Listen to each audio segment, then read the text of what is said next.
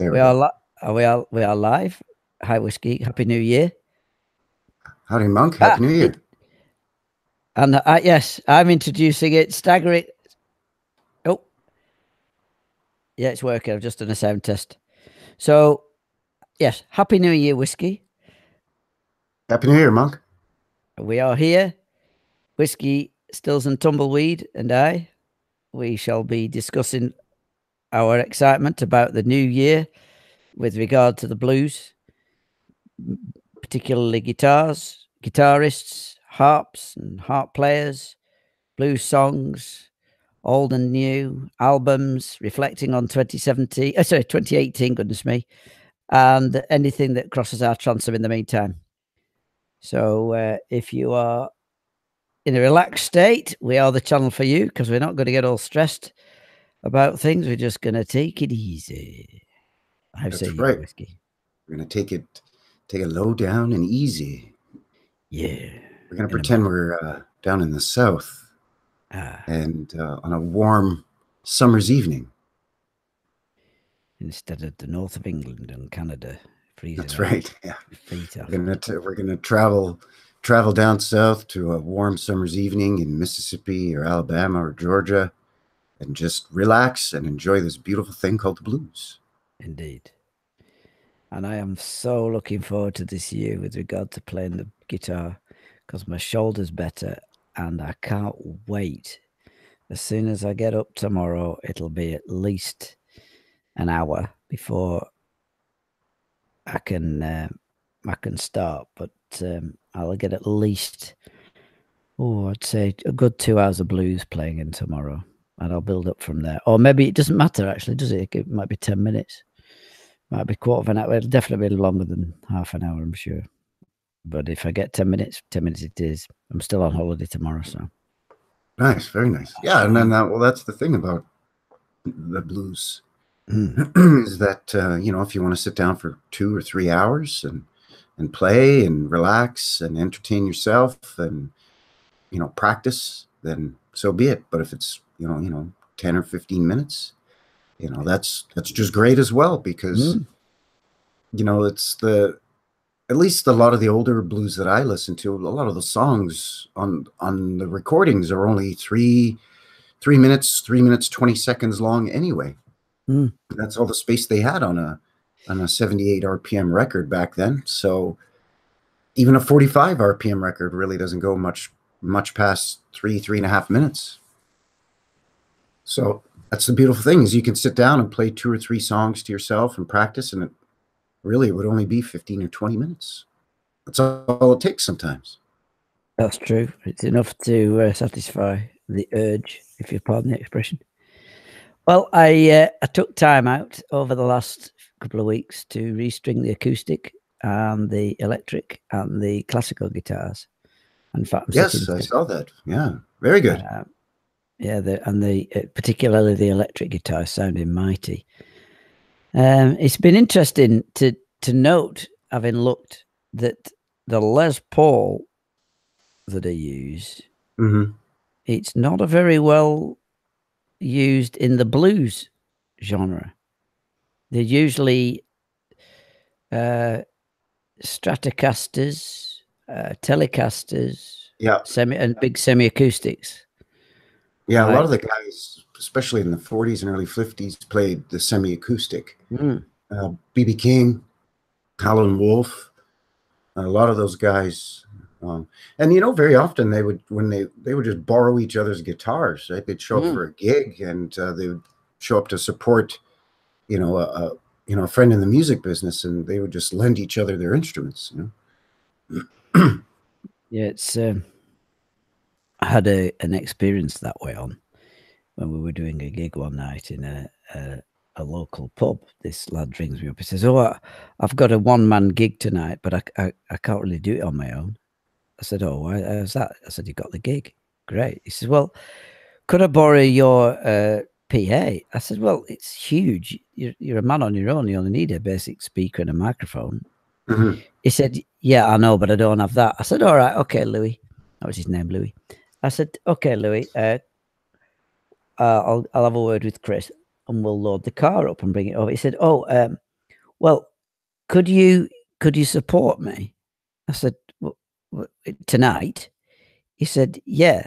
I said, well, the drummer's on holiday. He says, it's okay. It's only a small venue. So we filled up in the end, we filled up the van with the PA because it was such a huge, great old thing. There wasn't really a sort of smaller version of it that we could take.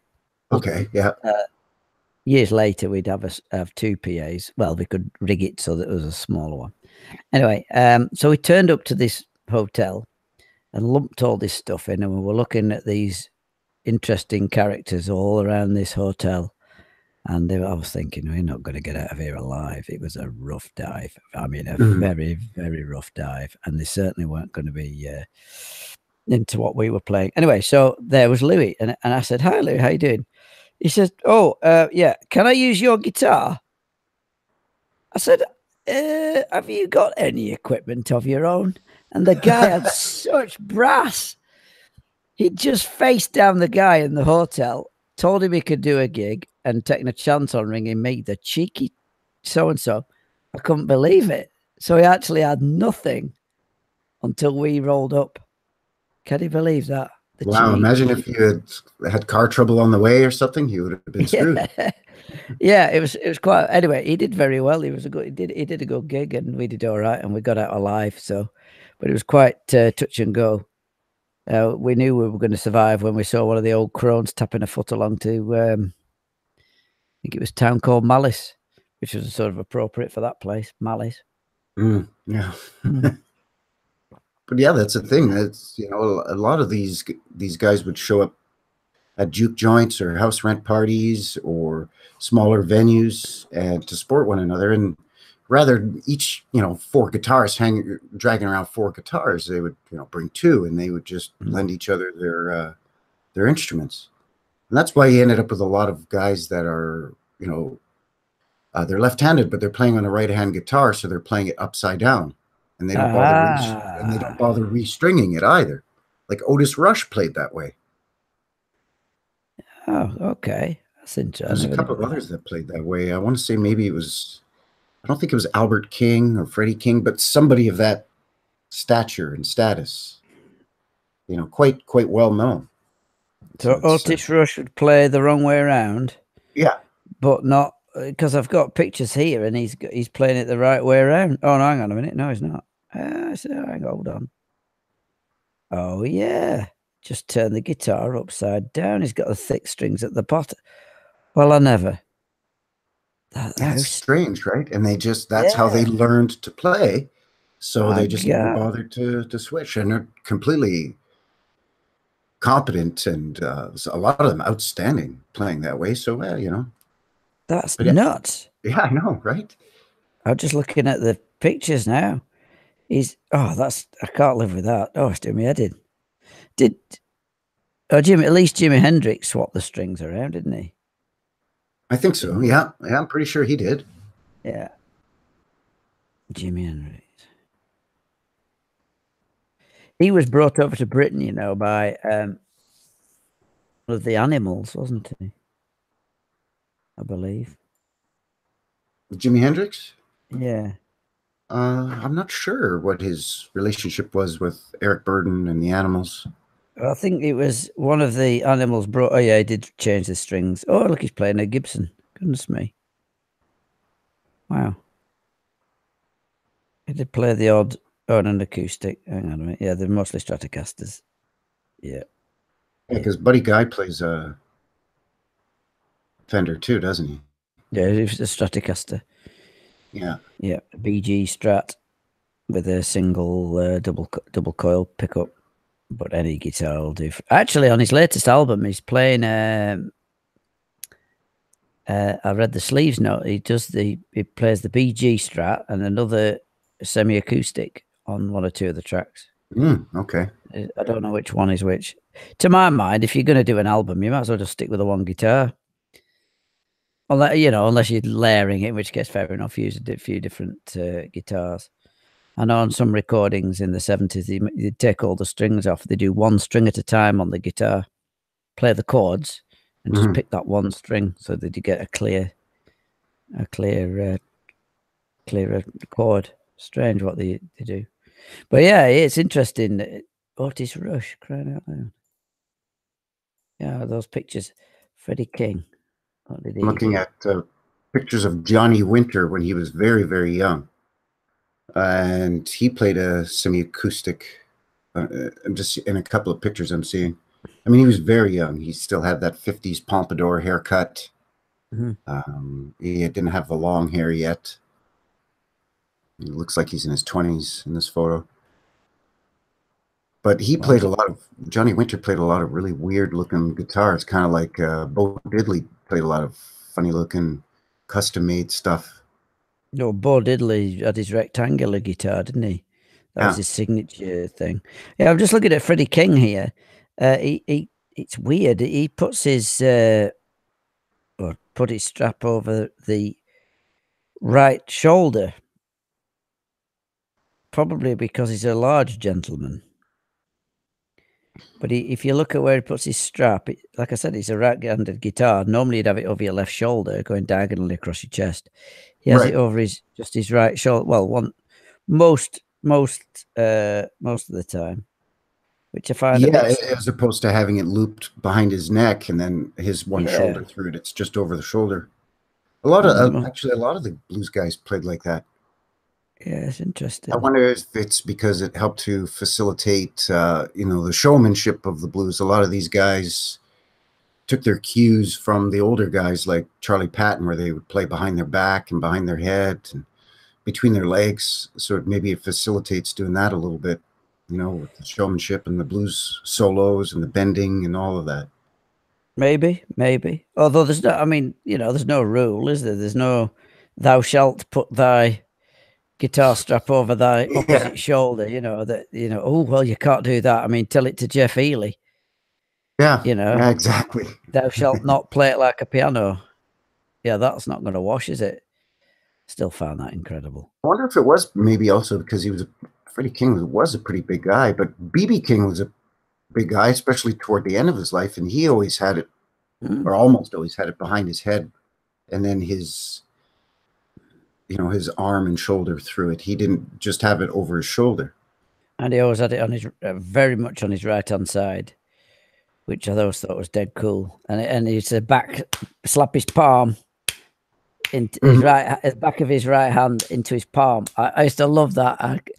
I copied that at gigs.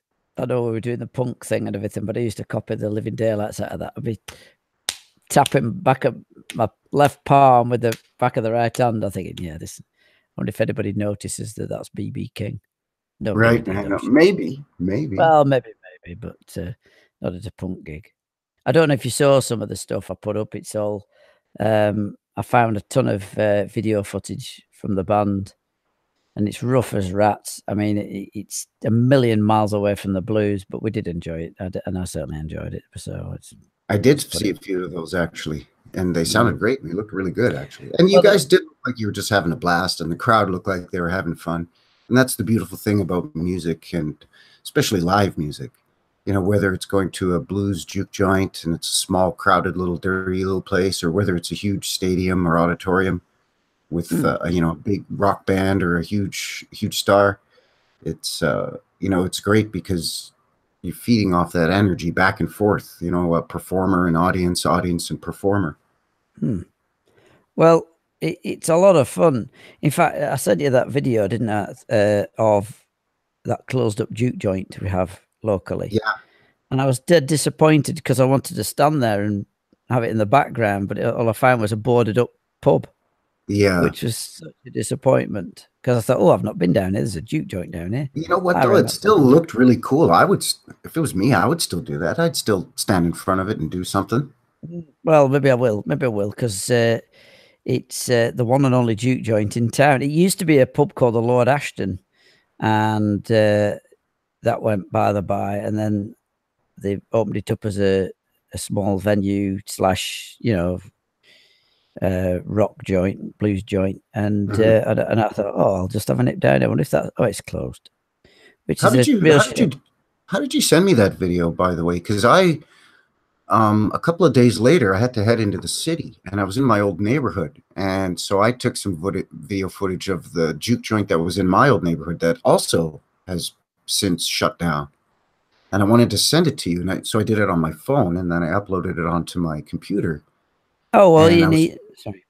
I was trying to figure out how to send it to you the way you sent yours to me, and it said I had to do it as a such and such file. So I said okay, and then it was going to be sending it, but it was going to take like an hour, and Oh no, I'm like, what the hell? It's a quick 90 seconds or maybe 2-minute video. So well, how did you? let's have a look. Video search.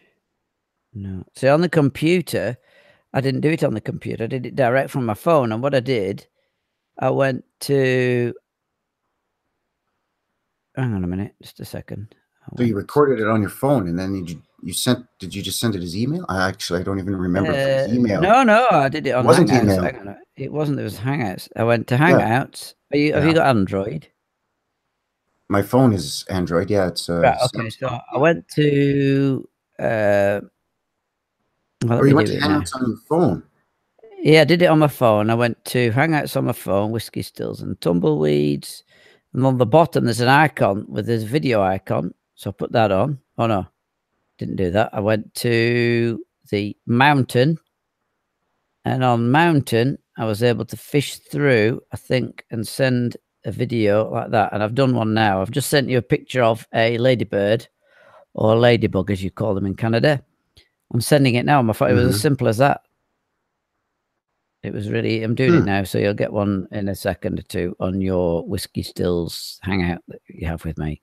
But that's all I did. So, and you should have it any second now. It says it's sent or processing or whatever. So I've just sent it. That was easy. Yeah, so that's all you do. Now, I don't know, for some reason, you can't do it on Google Hangouts on auto backup, video search. No, you can't. You can send links, but you can't. I don't know. I wonder if I can send a video. Let's try. Sorry. Open. Oh, yes, you can. I think. Yeah, I'm doing it. I'll cancel that because I don't want to send you 400. Yeah, you got it. I've heard it. You just arrived. I just got it. Yeah. So you'll find a few seconds of a ladybird walking around the edge of my laptop. I'm going to actually just close this tab just because it slows things down a lot if I have too many tabs. Fair enough. Open. Yeah. But I'm on my phone on my Hangouts app, and I don't see anything like that. So I don't know. I'll play around with it. Okay. Because it's like I said, it's a quick little. It's 90 seconds or maybe 2 minutes. Yeah, something like that. It's easy. And yeah, it was going to take forever to send it. I'm like, what? I'm doing something wrong. I'm choosing the wrong file, and I'm trying to be too complicated with it or something. So anyway, I'll play around with it.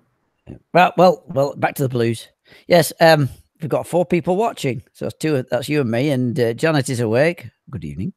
And somebody else. I don't know who the other one is. Welcome to Harp and Guitar, People in Music, for another, actually already monk. Yeah, Happy New Year, you all. Yes, Happy New Year to everybody. Yeah. Happy Blue Year. Indeed. It was a lovely day today. Lovely day. Yeah, it's warmed up here today too. It was very chilly and windy yesterday, and we got a bit of snow, but today it's warmed up quite a bit. I think it's supposed to go to -2 today Celsius, which is not too bad. That's not too bad for where you are. I think it's been about. In fact, I shall find out by the power of phone. Somewhere like that around here. Oh, 9 degrees. I didn't think it was that bad today. Updated yesterday. Hang on. 9 plus 9? Yeah, +9. So I'm a real big that's Jesse. nice. Yeah. It's what is it now? It's 4 degrees with a high. That's still not bad. That's really good. Yeah, it's between -2 and +4 tomorrow. Between -1 and 3 on Thursday. Anyway, there we are. Yes. Have you got a blues New Year's resolution or target or something? this year? Not really, to be honest. I did just do a lot of maintenance on a couple of my harmonicas, to be honest. I was sort of inspired by the videos you were doing with restringing your guitars and cleaning them up and making sure you're maintaining them. And I had an old Honer in the key of C that was sort of one of my practice harmonicas, and I think it was the third from the third position, the third hole from the left. That reed was starting to become what's called dead. It doesn't vibrate as well anymore, so therefore it doesn't produce the sound at the right volume level and also at the right pitch or tone or in the correct key. So I've played around with that a little bit. With a toothpick, you can slowly pry it up, because when it starts to go dead, it starts to make contact inside the harmonica against the brass fittings that hold all the reeds in place. Okay. And once it starts touching it, it doesn't vibrate as efficiently. So you've got to get in there with something very thin and narrow, but still strong enough where you can pry it back up away and create a little bit of a space or a gap in there again. But you have to be very careful because these reeds are very sensitive, very brittle. They break easily. Are they replaceable? I doubt it. Yeah, Honer you can just order for new parts or new components. Really? You don't even have to buy a whole new harmonica. No, you just order them directly. They ship them directly from the factory. Wow. And if it's new enough, it'll still be under warranty, so it's free. That's good. It's the sort of thing I'd have thought one and done, you can't get parts for. No, Honers are especially good at, you can take them apart. You take the outer casing off with two screws. Two screws on either side, and then the outer metal portion comes off. Then you take the brass fittings out, and then there's there's the reeds, and then a lot of them have Honers have the wooden components and wooden inlays. You can take all of that apart. I'm just having a look now at you can get sets, can't you? Different colors even. Aluminum alloy cone for Honer 270 Deluxe harmonicas black, and I've just put parts. You could even buy the plates to go over the. Wow! I didn't know that. Gosh, the things you learn, you see. Yeah. So that was something that I did. That I guess that could have been a New Year's resolution for the blues, was to, work on some of the harps and make sure I'm maintaining them. But I kind of already did that. So yeah. So is yours a chromonica, or no, that's a chromatic one, or is it a? I'm on eBay actually looking at parts. Vintage cover plate. Gosh. Yeah, there's the chromatic style that has the button on the side. Right. Yeah, and then there's the diatonic. So what does the button do? Is that to get the half note? Yeah. Right. Okay. Semitone, I think. Yeah, semitone. Yeah, I call it a half note. Well, it's half step. Yeah, I have to do it in fractions because my musical understanding is somewhat retarded. And well, that's the type of harmonica that my granddaddy played more often. He played both the diatonic and the chromatic, but he played a lot of the chromatic because he played a lot of what we call country blues and a lot of Tin Pan Alley songs, and he played a lot of spirituals, like sort of like gospel. Okay. He didn't play any country music. It was more country blues, like that early pre-war stuff. And like I said, and spirituals and just sort of pop songs of the day back then, back from the 30s. Hence Tin Pan Alley. I'm just looking. Yeah, I see you can buy sets. I'm learning a ton about the harp. 7-piece set comprises harmonicas C, D, E, F, G, and A and B flat. If you get started from, oh, I see. So if you play it in A, you need an F sharp. Yeah, because you're drawing in more often than not in the blues. You're sucking or drawing in through the harmonica to create the note. So that's why when I play, if I want to play in the key, play along. Let's say I want to play along to a Howlin' Wolf song, and that song is in the key of G. So I've got to grab my C harp and play second position drawing in, like draw two. Ah, right. Okay. And that brings it down to a G.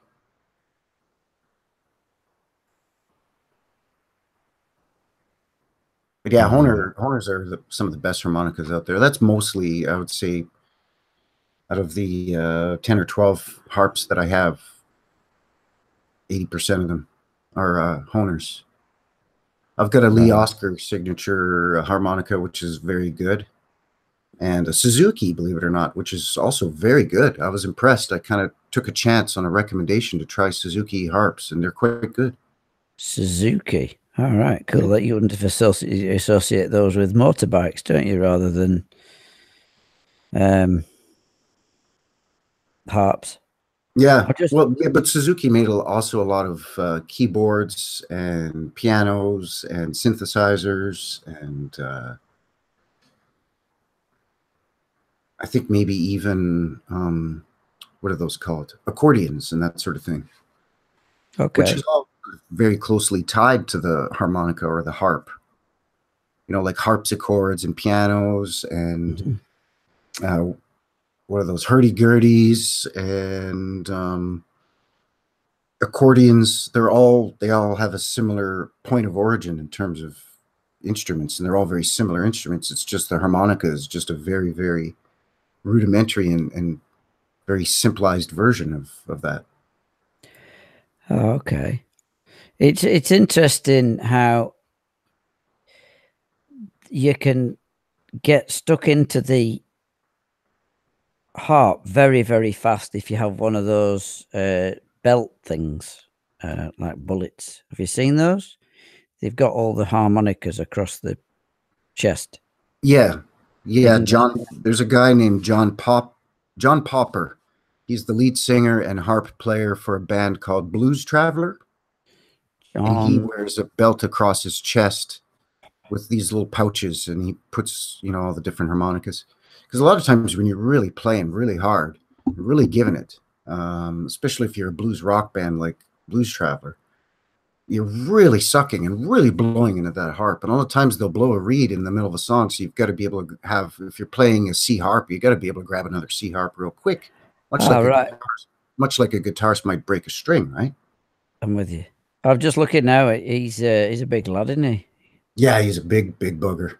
He's a big, all the way big dude, that fella.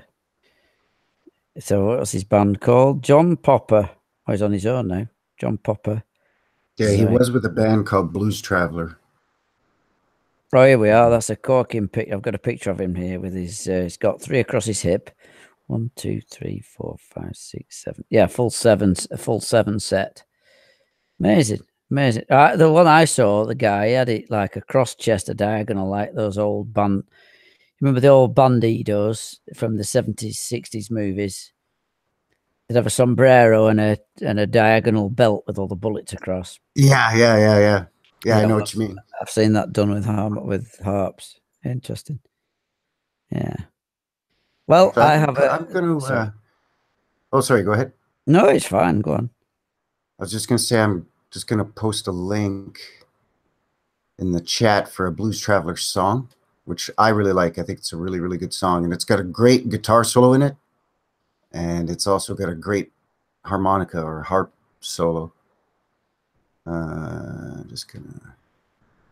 Well, while you're doing that, my target this year is to get, by the end of the year, a faithful reproduction of Jimi Hendrix by way of Buddy Guy and B.B. King. And it was the other fella, Freddie King. Mm-hmm. Yeah, Freddie King. See, Freddie King is very accessible. Oh, right, let's just click on this link. Freddie King's got an amazing accessible style.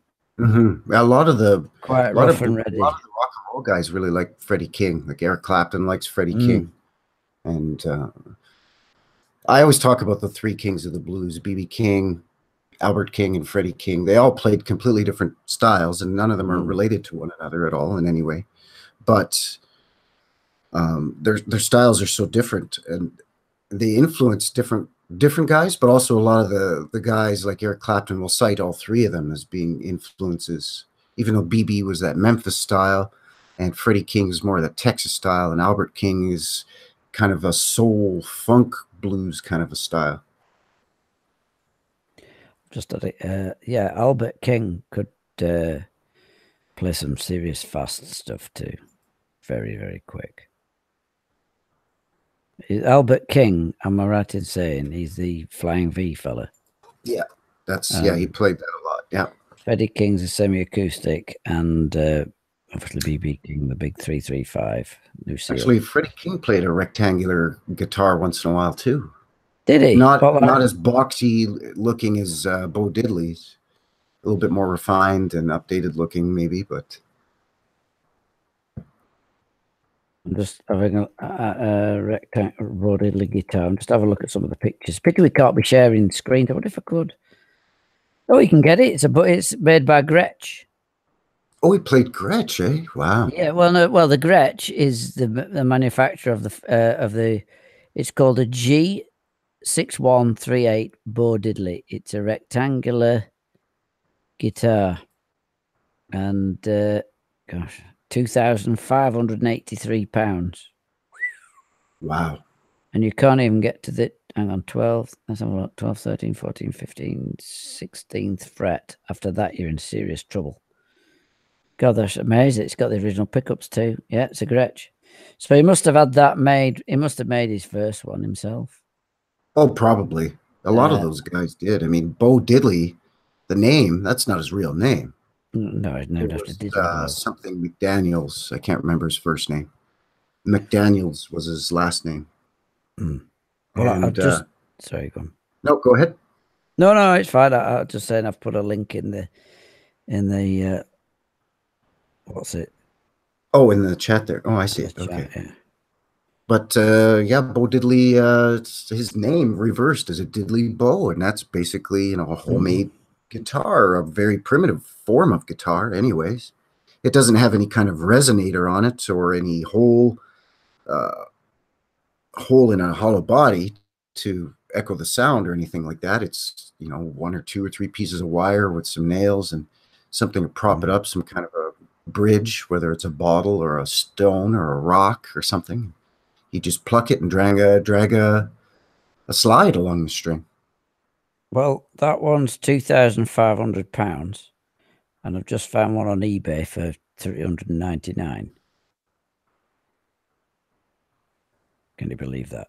I remember when I was a kid, my cousin made a guitar out of a shoebox. He was just a little kid too. He was, I don't know, 8 or 9 years old, and he taped the lid to the bottom of a shoebox, and then he cut a round hole in it, and then he attached on the top for the neck some balsa wood with a bunch of tape, and his strings were elastic bands at different tensions, like rubber bands. Did it play tunes? Yeah, he played little tunes on it. I mean, he was a little kid, but he played little tunes on it. Wow, that's good going. Well, he got his first guitar, I think, for Christmas when he was 9 or 10 years old. And he still plays. He's a great blues guitar player. I'd shout him out. He's got a band, and I would shout it out as well, but I don't want to dox myself. So that's fair enough. But they live out in Montreal, and he actually has 2 bands. He has a blues band that they do blues festivals and that sort of thing. Then he also has a band that he's put together, comprised of some members of his blues band, but it's a much smaller. It's just a 3-piece, sometimes 4-piece, and they do weddings and events. It's sort of a blues quartet. They play mostly blues, like 90% blues. Some blues rock, like Mustang Sally and that sort of thing. Mustang Sally. That's got to be one of the most requested band songs, I think. Can you do Mustang Sally? Well, yes, we can.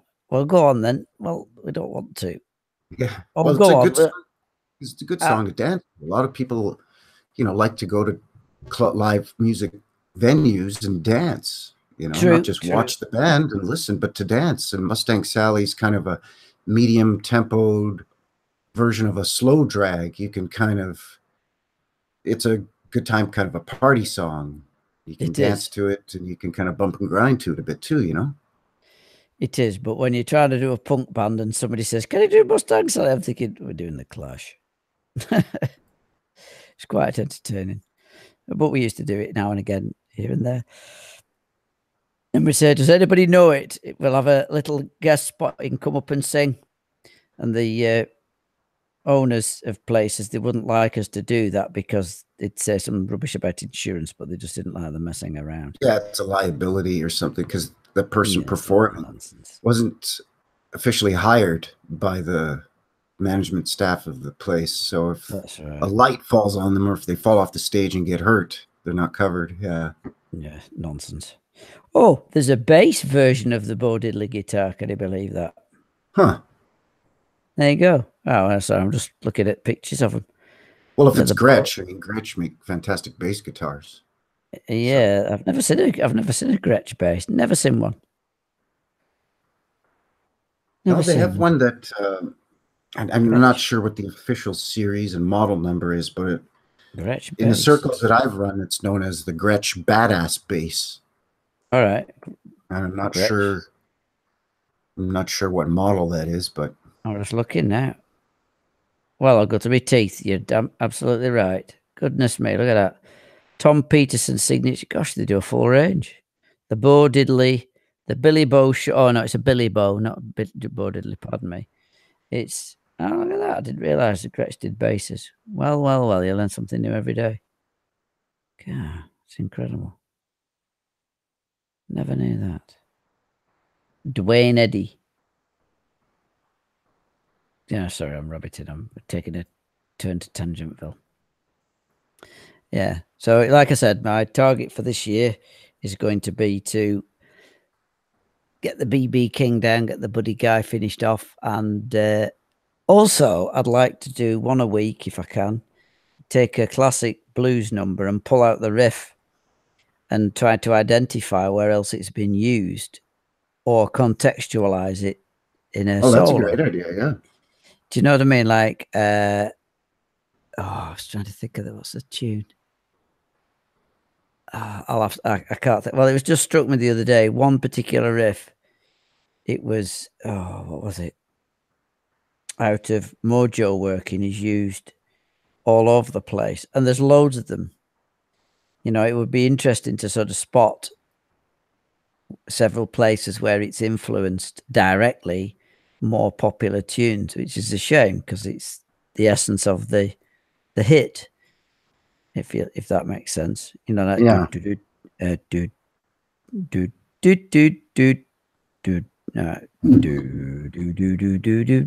Yeah, I can't think offhand, but certainly there's lots of riffs that you come up with when you play and you're thinking, well, that's quite nifty, and then you'll hear somebody else play it, or you'll say something like, yeah, that was on the B side of such and such a record. Here it is, boom, and you'll play it, which is quite galling. But you know, there's nothing new under the sun.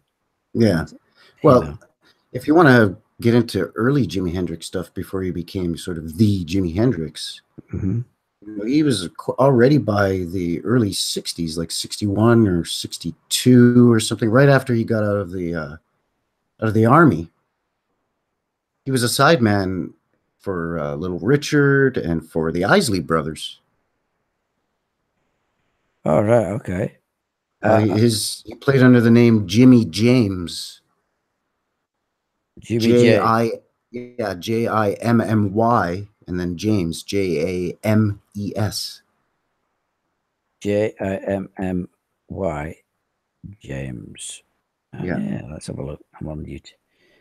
Well, will you look at that? Jimmy James, The Blue Flames. I'm a Man, 1966. Wow.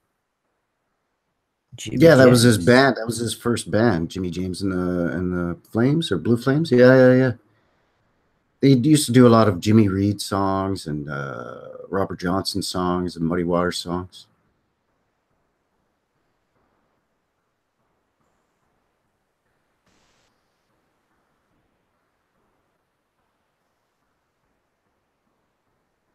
Oh, I've got I'll send you the link. I found him doing Manish Boy. Wow. Look at this. But yeah, he was a sideman. He played with the Isley Brothers. It was like a soul band or an R&B band. And with Little Richard, I mean, Little Richard's great. How could you not love Little Richard? Little Richard's one of the founding fathers of what became known as rock and roll. I don't know why that's gone in twice, by the way, folks. I only put it in once.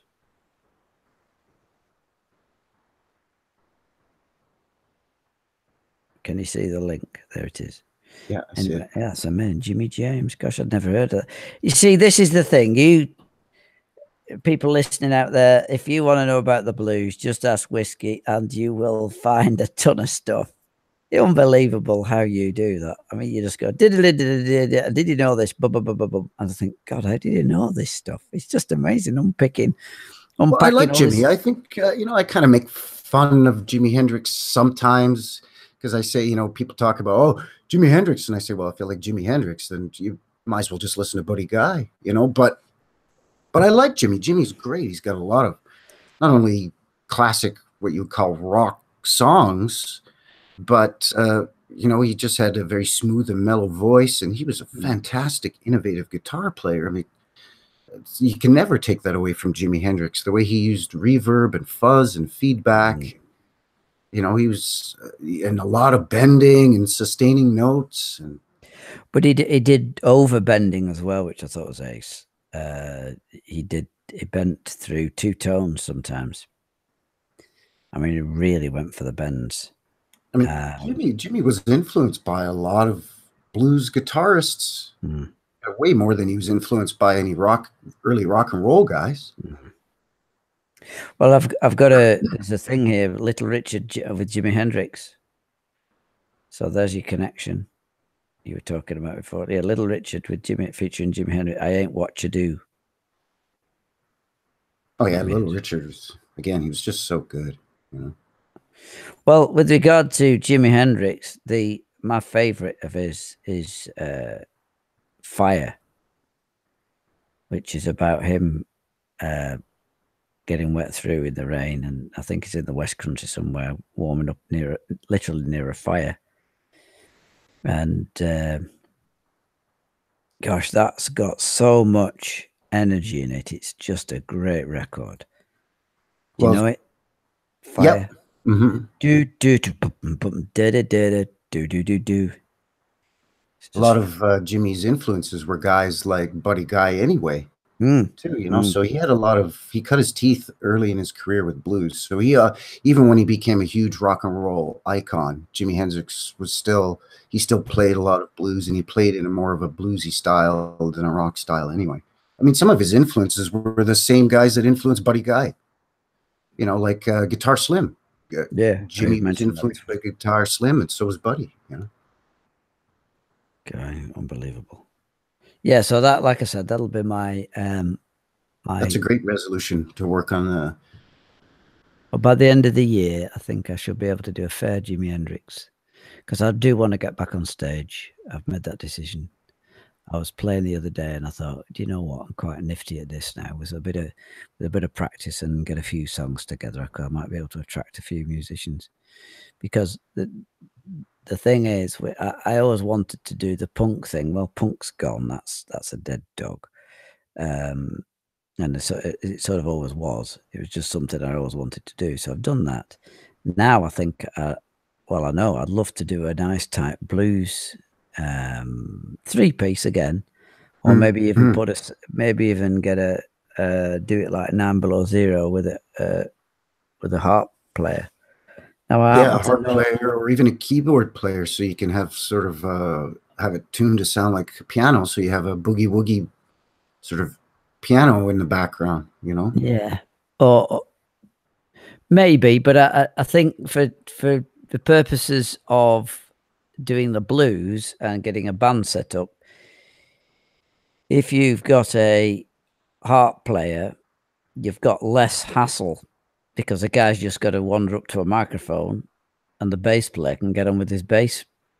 And if the harp player can sing a bit, your quids in, you got the harmonies. So that makes the whole thing an easier dynamic.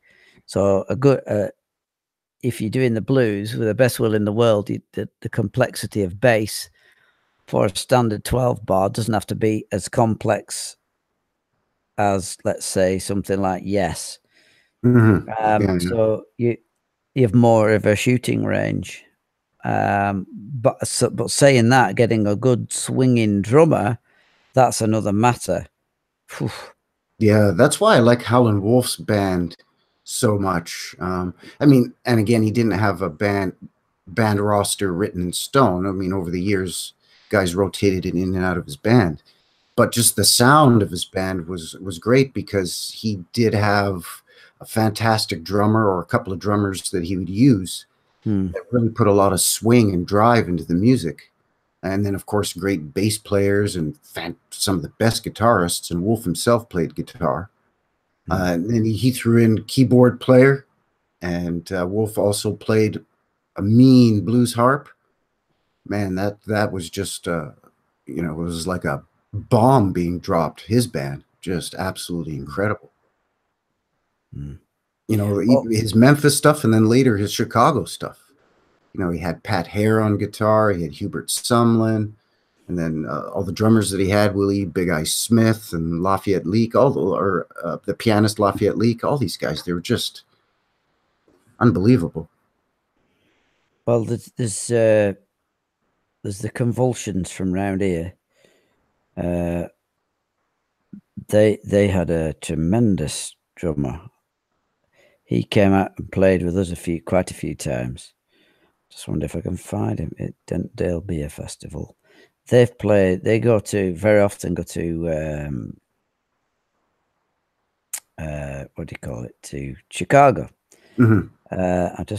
But I'm going back several years. I just wondered if they had Phil on the drums, because Phil, that's a great name, isn't it, for a drummer? Phil. Yeah, Phil. Drum Yeah. Phil. But anyway, he could play like you wouldn't believe, that fella on the drums. I haven't seen him. I've had a couple of heart attacks the last few years, but he's here we are. Look, they're all over the map here, Vilnius. But there should be a video of them somewhere in Chicago. It's the thing in blues, we often talk about, you know, great blues singers like Big Joe Turner or Big Mama Thornton, you know, what's her name, Etta James. Or we talk about great guitarists like Muddy Waters and Elmore James and Buddy Guy, harp players. But there were some fantastic blues drummers out there over the years. You know, Sam Lay, Fred Bello, uh, probably one of the best. He played for Wolf for quite a while too. Fred Bello was probably the best blues drummer of all time. He just unbelievable. He went over to Europe in the 60s for that big blues and folk music tour that went through Germany and England and France and Belgium. And that's where you see a lot of the black and white videos on YouTube of Sonny Boy and Muddy Waters and Matt Guitar Murphy over there. And Fred Bello was always the guy on drums. He was just the best. Sam Lay was great too, but there were so many. I've got this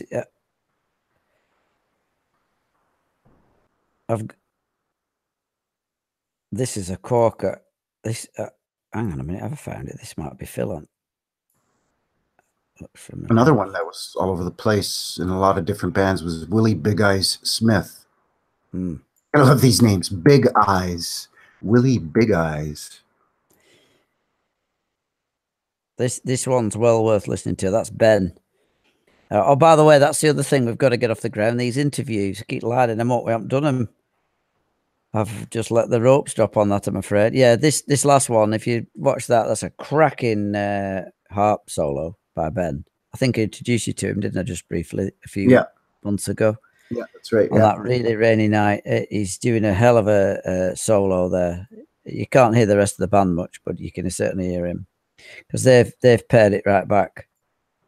I've tried to work out where that was. Is it around here anyway? Jam with the House Band by the great Ben Ruth. Anyway, there it is. It's 10 years ago, is that? No, 11 years ago now. There's a lot of really good harp players that came out of Europe. like Paul Osher. He played with Muddy Waters. Who did you say? Hello? Hi. Hello, can you Hi. hear me? Hello, yeah, I can hear you. So you went off then. That was Oh, weird. Are you okay? yeah. Yeah, can you hear me? Yeah, I could hear you. It just went quiet, didn't it? How strange. Oh, I don't know. My Wi-Fi today it goes from 5 bars to 2, then back up to 5. I don't know what the Oh, hell's going on. mine disappeared completely for an hour or two last night. Oh, it was rubbish. I was trying to catch up with all the live streams because obviously there's loads of stuff going on. And oh, it was hopeless, absolutely hopeless. Anyway, there you go. So the Convulsions is the name of his band. They very often play Chicago, at least they used to, the Chicago Blues Explosion. He used to bring bands over from America all the time, blues bands, and try and Mhm. break them over here. But that never got off the ground. But he was introduced, like I said, he was introduced to the Queen and stuff. So he's very well regarded and a really good lad. Well, you met him, didn't you? So Mhm. I get him Yeah, yeah, really nice interviewed, guy. and we got Phil Saunders. He's agreed as well. That one man band fella. There's Yeah, There's a little big blues band which I think I showed. Did I send you the link to that guy? yes. Uh, Yeah, you did. Yeah. uh, I think I was in the video for about 2 seconds walking past, Yeah. and the other Yeah, that fella, was the one. yeah, and the other fella is Dennis Greaves, and that's quite a coup because I met him at a gig in Blackburn a month or so ago, and he's agreed. So we'll have to contact him through their Facebook. I might have to set up a harp and guitar Facebook connection, and we'll get to Dennis that way. But if you Nine Below Zero, what a great blues band, and they're still going. They've been going for years, so that was really cool. Hello, you okay there, Whiskey? Yeah, I'm here. Oh, I just oh had my yeah. mic muted. All right, okay. Well, yeah. Nine Below Zero. That's a cracking band. Yeah, Nine Below Zero, great. I've seen a lot of their videos, and you sent me a couple of links for their stuff. Yeah, like I said, I met him at the end of the gig and had a good old bit of a chinwag. But yeah, he's agreed to be interviewed. Now he's no spring chicken now. It's funny because of course he's on. I think he's just a couple of years older, and then you look at somebody and think, oh, he's got quite old, and then you think, hang on a minute, so are you? Yeah. And I thought, oh yeah, oh yeah. Oh, hello, Sage. How you doing? Silent Sage is in the house. Well, Howdy, this is Sage. a broader church, Sage. This is a blues area. We separate our other interests, shall we say, from this channel. It is all about the blues here. So yeah, do you play any musical instrument? Anybody else beyond Whiskey and I? Did anybody else play instruments, blues, sing? He's waving. He sends a wave. I shall emoji back. I shall send sunglasses. Oh, and I fixed my keyboard, which is good news. I got my eye working. Oh, Good. saying Yeah. that, yeah. It's Kind of now just keyboard do got. you Oh no, not my musical keyboard. The typing keyboard on the have? Oh, I computer. see. Oh, I see. It wasn't working right. It's pain in the neck. I went onto Lenovo and downloaded the driver for it and a couple of bits and pieces, and the magic seemed to happen. It's probably just faith healing. I believe it's going to work, because I don't know what I'm doing. The K's working, the I's working. That'll do. Yeah. No, it's fine, Sage. It's fine. It's fine. We'll just keep it blues, though. Yeah. Don't sweat it. Yeah, it's A fine. lot of It's the fine. guys come to this channel by way of, our respective other channels, our Yeah. MGTOW channels. Of course, they may be under the impression that the same rules apply, but no, we just love to share our passion for music, and specifically here on this channel, the blues.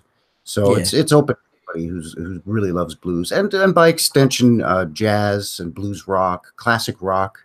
We often talk about everything from Elvis Presley to Led Zeppelin, because we understand that these guys were rooted in the blues. And that's part of what a lot of us share is the passion for it, whether it's Robert Plant or Jimmy Page, or whether it was Elvis, or whether it was Johnny Winter, or Humphrey Littleton. There's a name for you, Monk. Humphrey Littleton. Humphrey Littleton. He had a TV show a radio show on Radio 4 for years. Humphrey BBC Radio 4. Yeah, that's right. That's right. And a comedy program as well. But he played a lot of Dixieland style jazz. That's right. It's a big band leader. Yeah. Very well regarded. Great trumpet. I think he's just died. He's been dead a while, I think, now. A little while. Or might be still alive. Humphrey Littleton. Yeah, he had his radio Littleton. He was actually one of the guys that was responsible for sponsoring bringing American blues players over to the UK in the 50s and mid to late 50s and maybe even into the early 60s. The guys like the first wave that went over there, not associated with the war or anything, but just guys that were brought over to gig in England. Guys like Big Bill Brunsey went over to England in the 1950s. Way before Muddy and Buddy and all those guys went over there. And Humphrey Littleton was really a central figure in arranging a lot of that. In fact, I think he put a lot of them up in his house, let them stay at his place and that kind of thing. Well, I didn't know that. I'm just looking at his wiki thing here. I know his TV, it was the same guy. He's had a comedy radio show called I'm Sorry I Haven't a Clue. And it was the oldest panel game.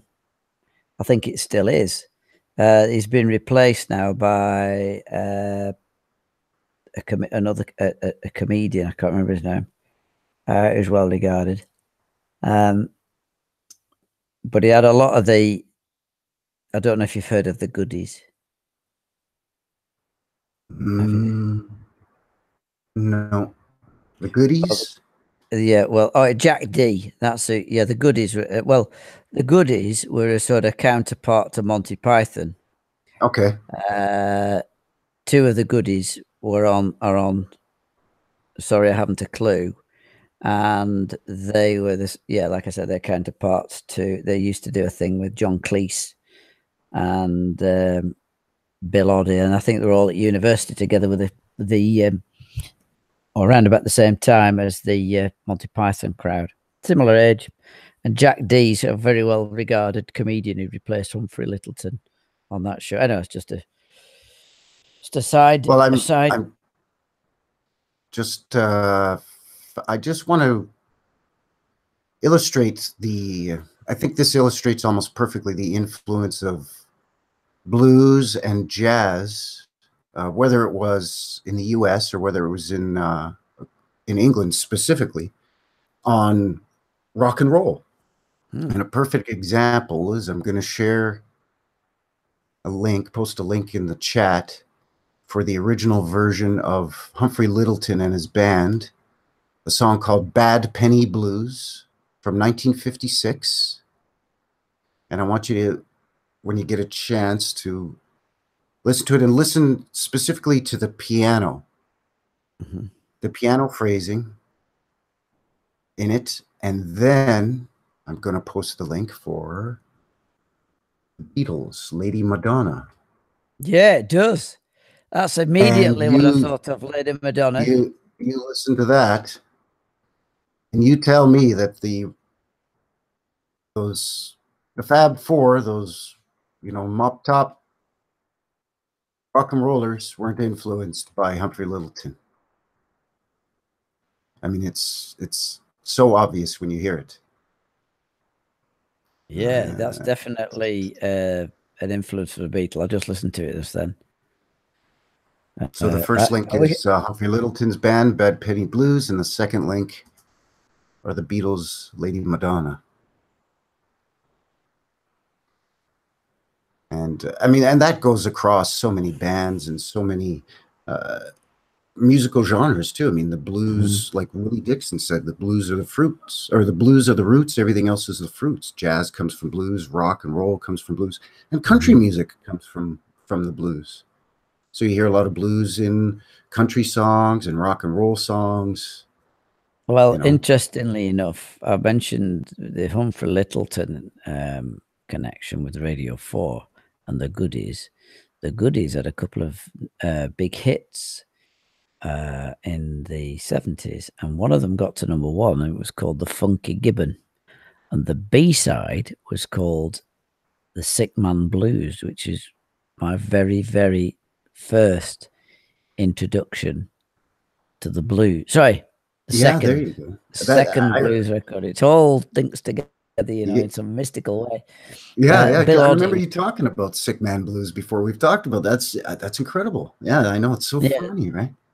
Yeah, the Sick Man Blues is a B-side of the Funky Gibbon, and the guy who wrote it is called Bill Oddie, and Bill Oddie was the member of the Goodies, and the Goodies were on Humphrey Lyttelton's show. So it shows you how all these people are connected, because clearly Bill Oddie will have met Humphrey Lyttelton through that, I'm sure. Because it had to be. The Goodies were huge in the 70s, up to about 1975. In 75, they were massive stars, huge, huge stars, if you Google those. Well, there was a bunch of guys in Great Britain. In Great Britain that were really instrumental in sort of supporting the blues through the 50s and 60s and into the 70s. I mentioned Humphrey Lyttelton, but of course, you know, there's guys like Alexis Corner and of course Eric Clapton, John Mayall. These guys were more than just blues performers in their own right. These were the guys that sponsored guys like Jimmy Reed to come over to Europe, or when a blues singer died and nobody could afford to give them a tombstone. You know, Eric Clapton bought a tombstone for, I can't remember who it was, but you know, that kind of thing. You know, there's a huge connection there, right? It's amazing. Well, yeah, Eric Clapton, incidentally, is one of the guardians of the Grand Theatre in Blackpool, strangely. They have these quiet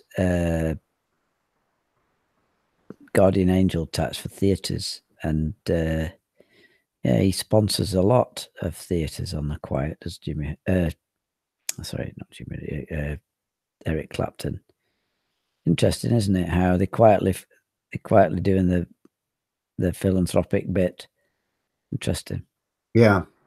Well, I think it's because a lot of them understand where rock and roll comes from, and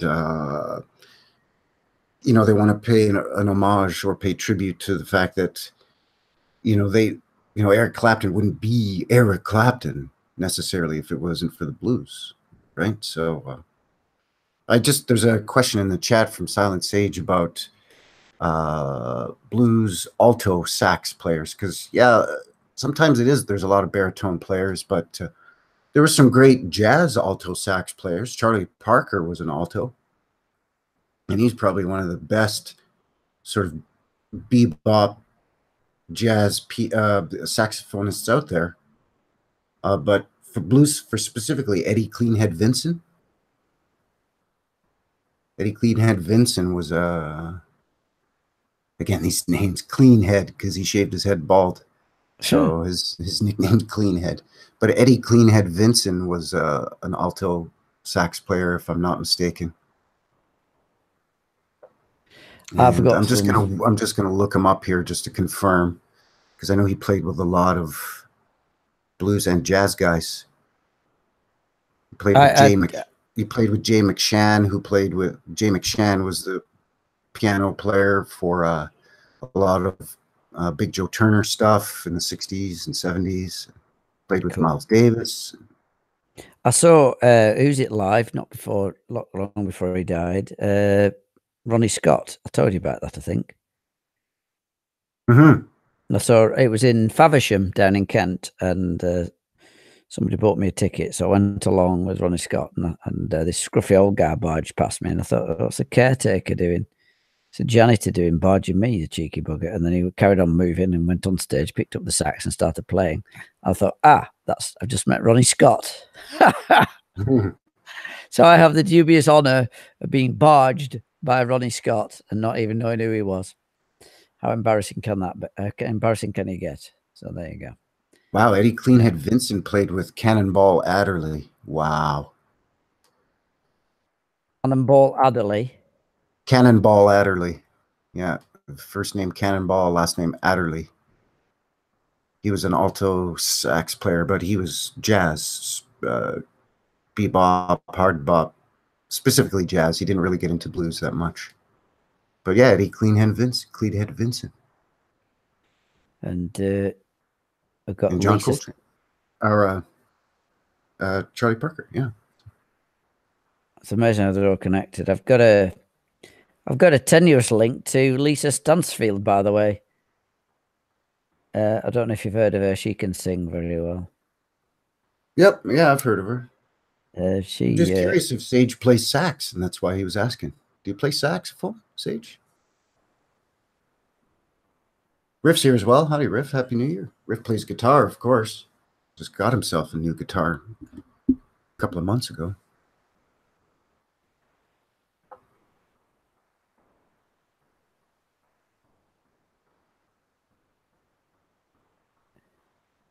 I've got a video I'll have to put up of at the Green Room in Glasgow of this young lad. He's a top tenor sax player with his mate who's a horn player, doing the sax part for Rudy Can't, doing the sax and horn part for Rudy Can't Fail by The Clash. You know, The Clash had a lot of blues influence. They did Johnny Horton stuff. They had a lot of rockabilly, rock and roll influence. Yeah, rockabilly and blues, really, they're kind of, brothers or cousins kind of thing, I mean, I know the rock and roll stuff, when it was still called hillbilly or rockabilly music, it's essentially jump blues or rhythm and blues, and yeah, they're very closely related. Oh, okay. Sage says he plays the alto sax. Okay, there you go. Oh, cool. I know we did it. We used to do a song called "Brand New Cadillac," which is that's got a cracky. That's is it Johnny Horton? No, that was "I Fought the Law," wasn't it, Johnny Horton? But the Clash did "I Fought the Law," and also "Brand New Cadillac," which is basically a blues. So we used to play that. That was great because I loved it because it's got some meaty riffs in it, and I love meaty riffs. Do do do do do do do do do do do. Do you know it? Brand New Cadillac. Yeah, I've heard that one. Yeah. Yeah, do do do do. Wow. And my baby rolled up in a brand new Cadillac. Do do do do do do do do do do do do do do do. Yeah, it's a great one to play. Is that? It's a 3-chord wonder, full on and full of energy. It's great. Yeah, it's a corker. Brand New Cadillac. So you play the sax, Sage. You're gonna have to post a video or jam. Stray Cats do a killer version. Do they? Now I never did. The Stray Cats do a killer version of Brand New Cadillac because I love Brian Setzer. Wow, never knew that. Oh, it's Riff. Hey, Riff Magos. Country as it does to blues. Oh, right, that's how it does. I Fought the Law. Yeah, that's it. Johnny Horton, I Fought the Law. Crying out loud. So, I Fought the Law. The Stray Cats did a version of I Fought. Did they? Never knew that. Hell, I'll have to look that up now. Stray Cats.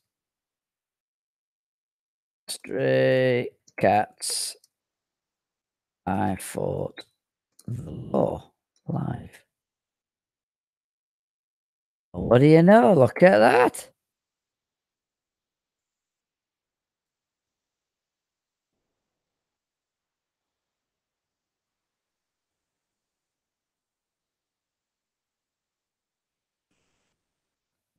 Look at that. I've got them. Yeah, live. That's what a great world to live in now. What a great time to live in. I've just pulled up the Stray Cats launching into I Fought the Law. Brian Setzer with his enormous Gretsch. Yeah. Yeah. Yeah, I agree with you. Brian Setzer's great. I'm a fan of Brian Setzer. Of all his projects, his early stuff with the Stray Cats, his big band stuff, and his sort of jazzy stuff, his swing the swing stuff he did in the 90s. Yeah. He's a great guitar player, and he's a great entertainer. And he just seems, to me, he just seems like a really cool guy. He just seems cool. I just kind of would like to, that's the kind of guy I'd like to hang out with Brian Setzer for a night and just chill with this really cool dude, you know? Oh, well, he's just a stunning guitar player too. I mean, Oh, hell yeah. You know, I did have a look at his, because it's on YouTube, his video on how to play guitar in his style. And man, you've got a mountain to climb. I think I'll have to put him on the list because that's a whole other world of pain. Just the technique of the thing he does with the plectrum. He folds the plectrum into his index finger and plucks the strings, which is how he gets the twang. And he's got these really thin strings as well, and a very cutting treble on a what's called what's the amp called? It's a rotating speaker.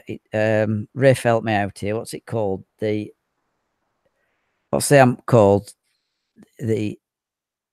Oh yeah, I know. I don't know the term, but I know what you mean. The speaker spins round. Yeah, it's called the oh god, because it's really really expensive. You can't afford it. I'd never buy one. Total waste. Oh, what's it called? Rotating speaker. Let me Google it. No, the crazy thing about Brian Setzer is he's from New York. Really? Oh yeah, Coney Island. He seems like he's almost would be from Texas or California or something, but yeah, he's in New York State. A Leslie rotary amp. Rotary amp. There it is, rotary amp. Yeah. So you had a rotating rotary amp. Rotary amp. Yeah, you can get it. It wasn't Leslie Hammond rotating speaker. I'm sure it wasn't that. Who makes rotating amps? Who makes rotate? I didn't think it was Leslie. I'm sure that's what it says Leslie rotating a baffle chamber drum in front of the loudspeaker. Oh, I see. So they got a spinning thing in front of the amp. I thought it was the speaker that rotated them up the creek. Well, I never knew anyway. So, and it looks like it's Yamaha. Yeah, Yamaha makes good stuff. Yeah, oh, it's good tackle is Yamaha. You know, they've been making instruments for over 100 years. Well back. Oh yeah, guitars and keyboards. Yeah, pianos. Yeah. Motorbikes. It's a funny old world, isn't it? Like Samsung make computers and diggers. And lorries. It's a weird thing, and they also make tram cars.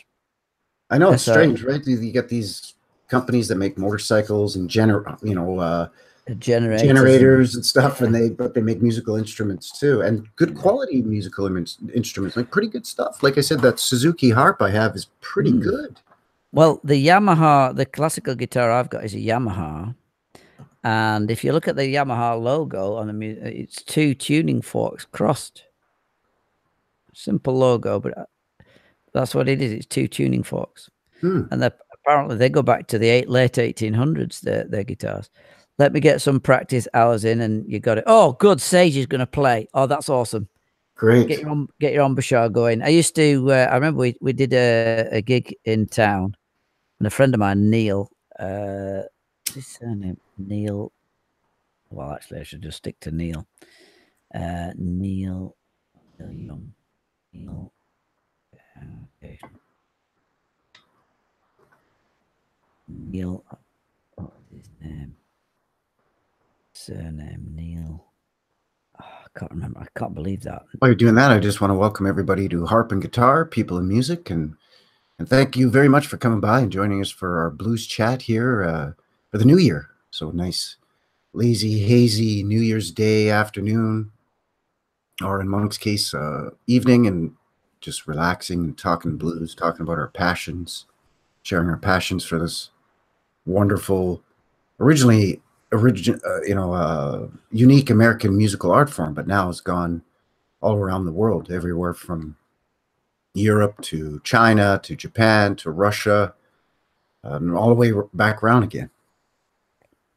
So it's a distinct pleasure, and it's great to have all of you that are coming by. We've got 6 people watching now. There's a bunch of people in the chat. I'm sure a bunch will tune in later on because I've shared this link on a couple of blues groups on Google Plus too. So welcome to any of the newcomers, and thanks for tuning in. Happy New Year! Happy Blue Year! Happy New Blue Year, in fact. Yeah, Neil played a mean sax, and I can't think of his thinking. I've known him for years. That's terrible. He had a duo he did with another a clarinet player called Occasional Sax. Actually, that made me think of it. Oh, this is great. I love these conversations because just when you mentioned sax and he's a British guy, made me think of, it might take me a bit to find it, Van Morrison.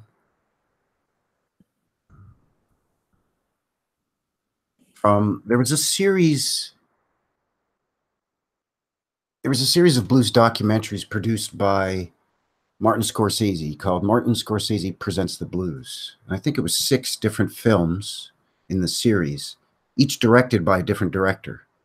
Right. There's one that has a performance in the studio as they're recording the track for this documentary, and it's from Red, White, and Blues in the series of these films, and it's Van Morrison performing, and the sax player in that is great.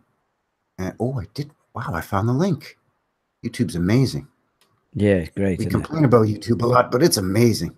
Anyway, I'm going to share that and that link in the chat as well, because and the name of the saxophone player escapes me at the moment, but he's fantastic.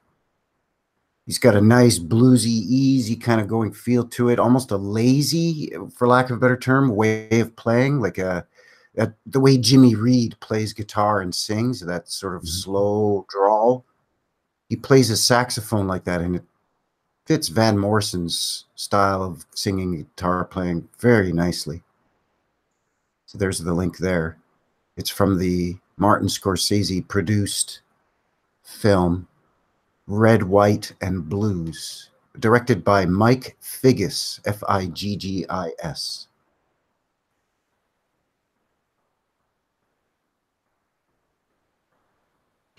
Well, Lisa Stansfield did a record with Van Morrison. Van Morrison's great. I really like Van Morrison. The Irish really seem to understand the blues for some reason. Van Morrison did a lot of stuff with John Lee Hooker too. They were actually good friends.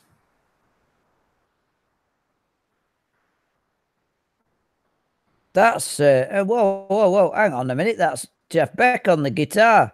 Yep. Wow. Sorry, I'm just watching it quietly. Jeff Beck on guitar, crying out loud. Mm-hmm. These connections, it's such a tied in thing, isn't it? Because did you say he's a mate of John Lee Hooker? Because Van Morrison is, yeah. Yeah, and Jeff Beck's on that latest album by Buddy Guy. Yeah, with Keith Richards. Keith Richards on the was it Cognac? No, it's not Cognac, is it? Yes, it is Cognac. It's Cognac, isn't it? Yeah, the name of the song. Yeah, that's right. Yeah. Yes, I know. It's incredible, right? Yeah, and that's why I love the sax blues. player. Yeah, that sax player. Yeah, and actually, Van Morrison's really giving it good here. He's always had that very easygoing, relaxed style of singing, but he's kind of adopted as he's gotten older a blues shouter sort of style, at least on this song. And he's just so great, and he's just really feeling it. There's Tom Jones there too. Is he? Where? Yeah, Tom Jones. He's not doing any. He's just in the studio supporting his buddy Van Morrison. But yeah, Tom Jones is there in the background. Is bending up into the singing as well, which is that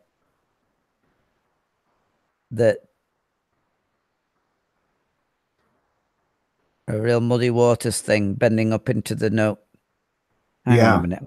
I'm going to find Neil. driving me Well, mad. and the thing too about the blues is that it was heavily influenced by a lot of, um, early European types of music, Irish jigs and different sort of traditional Scottish songs and folk songs and that sort of thing. In the very, very early fledgling beginnings of the blues, proto blues. Mhm. So it's not a big surprise that, Irish folk singers like Van Morrison, has just a naturally bluesy feel to it because that's part of what became the blues. You mix Mm. work songs and field hollers with Irish Oh yeah, jigs Tom and Jones. shanties, and you throw in a little bit of Spanish music in and around New Orleans, the turn of the last century, and that mixes up into a nice original art form. A beautiful gumbo of delicious flavors of music. Mm. It just so happened most of it coalesced in a concentrated area in the south of the U.S. In the mid to late 1800s, and boom, it became this beautiful thing that we now call the blues. Awesome.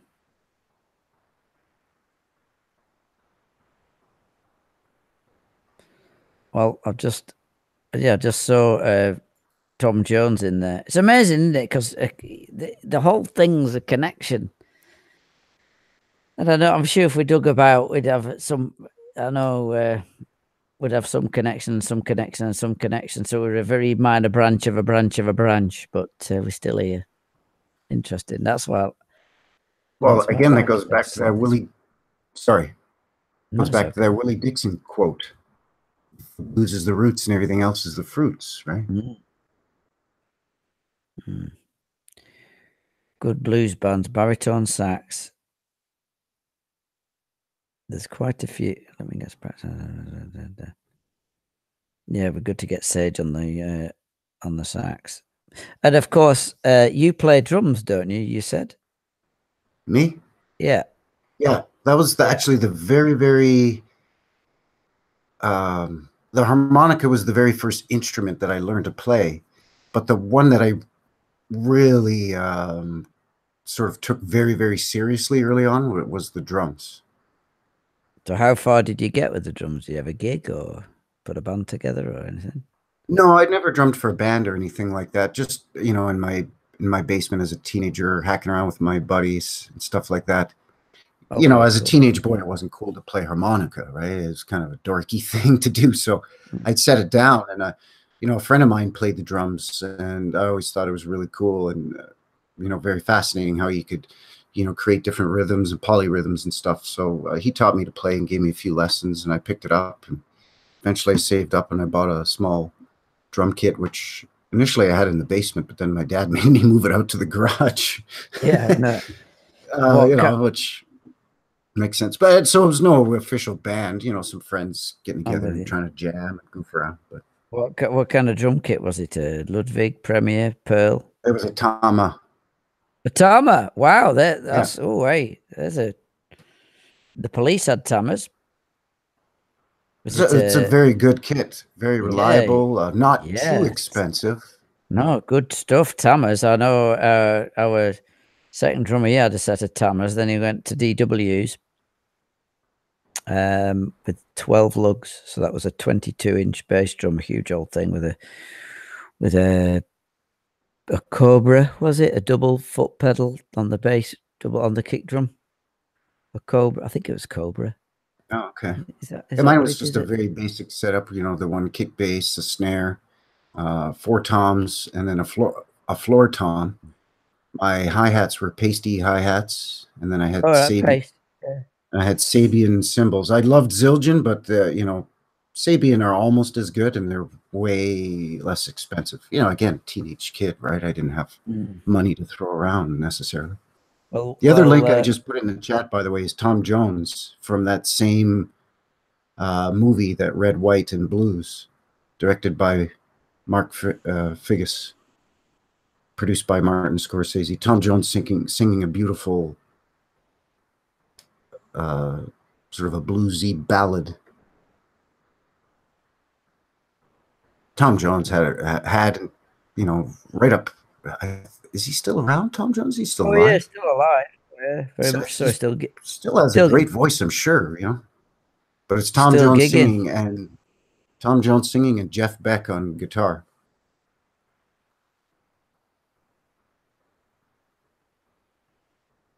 I heard that he used to be a miner. He's Welsh and he worked in the mines Mm. or something like that. Isn't it? I think him and Anthony Hopkins and the other fella, all from the same sort of area. What's the other actor called? Big actor married to. No, crying out loud. I don't know.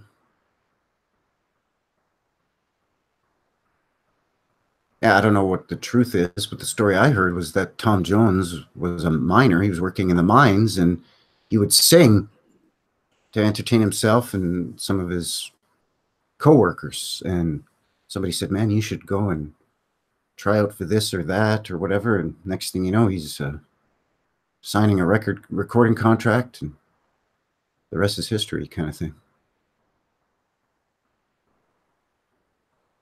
Personal life. I'm just having a look now.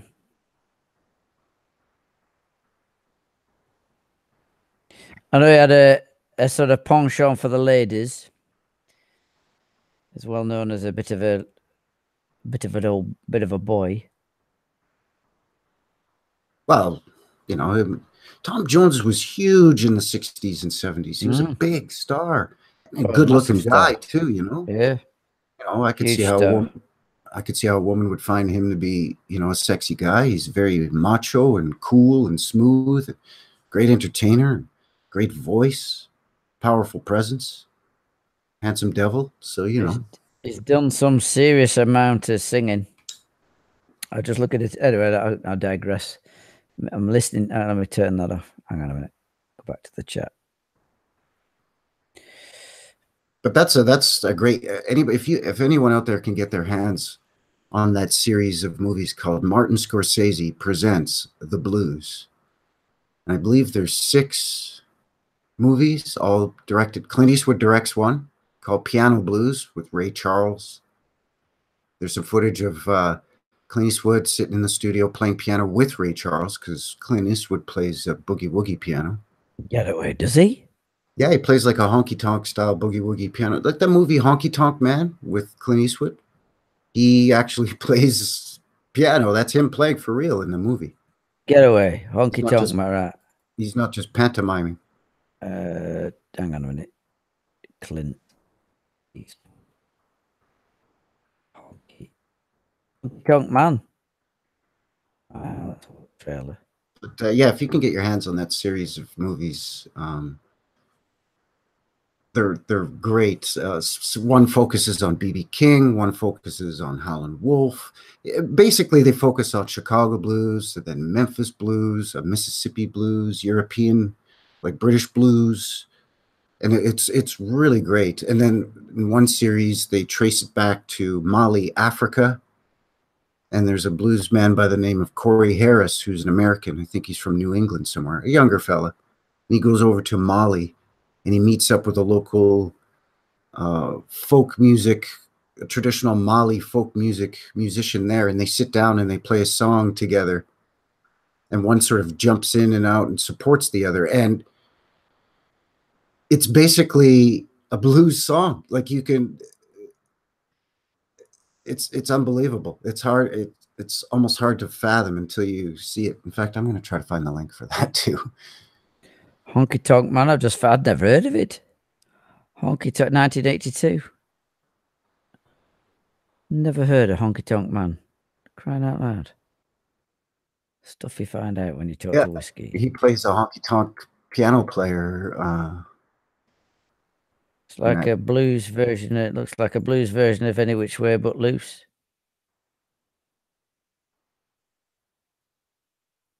Here we go. It's a clip from the movie Feel Like Going Home. So there's a little bit of footage leading up to the actual performance. And the narration or the voiceover that you're going to hear when you when you check out the link later on, is Martin Scorsese himself, talking about how some forms of the blues in the Deep South are very obviously rooted in African tradition. Not African American, but African. Like the fife and drum bands of Otha Turner in Mississippi and that sort of thing.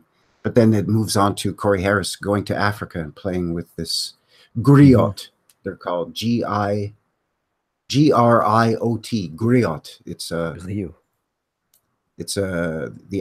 They're African musicians, like minstrels. And it's fascinating how they're basically playing bending notes, and the song structure is the same. It's a call and response kind of a, AAB blues.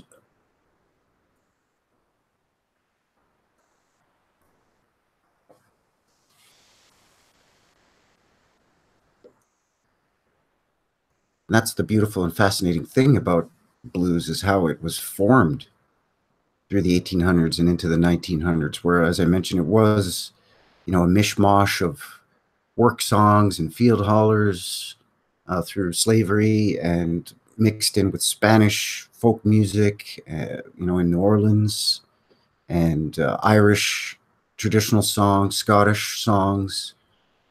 That's amazing. It's explaining. Sorry, I was just having a gander through that video. It's incredible. Yeah. Long gone, Long John. Oh, the brother John said, and the brother John did. Call and response, fantastic. And it took it right from the fife and drum. I just skipped through. That fife and drum, Otha Turner. And his fife and drum all stars, I think, and he's an old man. In fact, Otha Turner just passed away recently. Not very recently, but in the past few years. But he was an old man and still playing, and he was passing down the tradition to his sons and his granddaughter. His granddaughter was playing the fife, which is just a very primitive flute made out of a sugar cane. And it only has 2 or 3 holes in it to cover with your fingers to play notes. But the way that they're able to play different notes is by bending the note as they're blowing into the fife, and by hammering, or what's called mashing, not quite simultaneous, just slightly, your timing is slightly off one hole to the other. So you're not closing 2 holes at exactly the same time, and it kind of bends the note. Yes, that's how blues piano players bend notes. Like Otis Spann, for example, is a great example of what he called mashing the keys to bend the note, and using the pedals, the foot pedals, and all that too, right? But yeah, that fife and drum band sound, it's very, very African in origin, and it's very obvious when you hear it. But then it's Americanized, through the African Americans in the South. And it's fascinating stuff. You do pull out some of this interesting history. I mean, I look on that, I think, crying out loud, how do you know this stuff? Well, I guess you're a true historian. Amazing.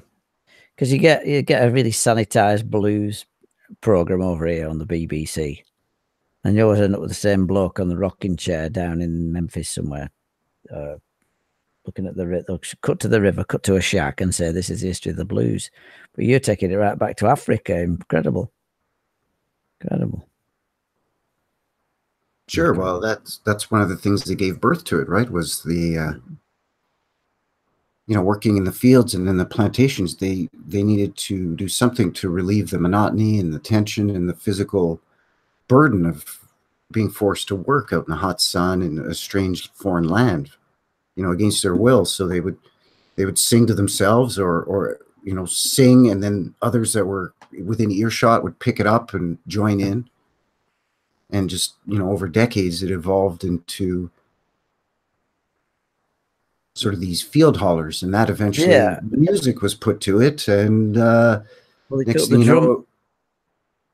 you know, washboard percussions became drums, and harmonica became saxophones or horn sections, and a diddley bow became an electric guitar. And you told me they took the drums off them. Yeah, they Is that right? You took a lot of states and counties outlawed African Americans from being able to play drums or percussive instruments because they were under the impression that it was a way for the African Americans where they could communicate, they could talk through drumming to each other, and they were afraid that a secret rebellion and an uprising would occur. So, which of course is false. You can't talk by drumming. It's just that because um, at that time, a lot of, they all came from roughly, the same kind of areas. So a lot of them practiced a lot of the same traditions and a lot of the same music. I mean, they all used the African musical scale, so they all played very similarly anyway. So it was easy for them to join in and play music together. So yeah, they got afraid. They were afraid that by playing music, they were communicating across vast distances one another and could uprise. Kind of like Native Indians with the smoke signals, and they could communicate. Well, not really. It's not like sending a telegram or an email, or it wasn't like that. Crazy. Hey, Zoom's here as well. Welcome, Zoom. Happy New Year. All right. Silent I use as long as it takes to sound fluid, not choppy, mechanical. Some songs are fine as long as it takes. He's tapping a tune. Get him. There's something, I don't know what they're doing in there. There's something going on. So who actually, I want to just quickly mention, because today is, well, for most of us listening in today, currently it's January the 1st. Mm-hmm.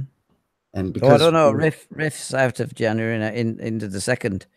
Yeah, Riff's, our brother's down under into the 2nd of January already. That's right. But just talking about early forms of blues, and with it being January the 1st, today's Frank Stokes' birthday.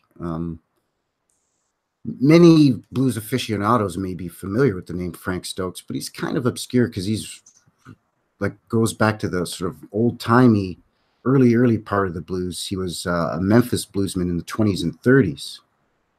But he was, again, kind of more of that proto-blues player, too, where he was a songster. He played minstrel tunes and pop tunes of the day as well as blues songs. But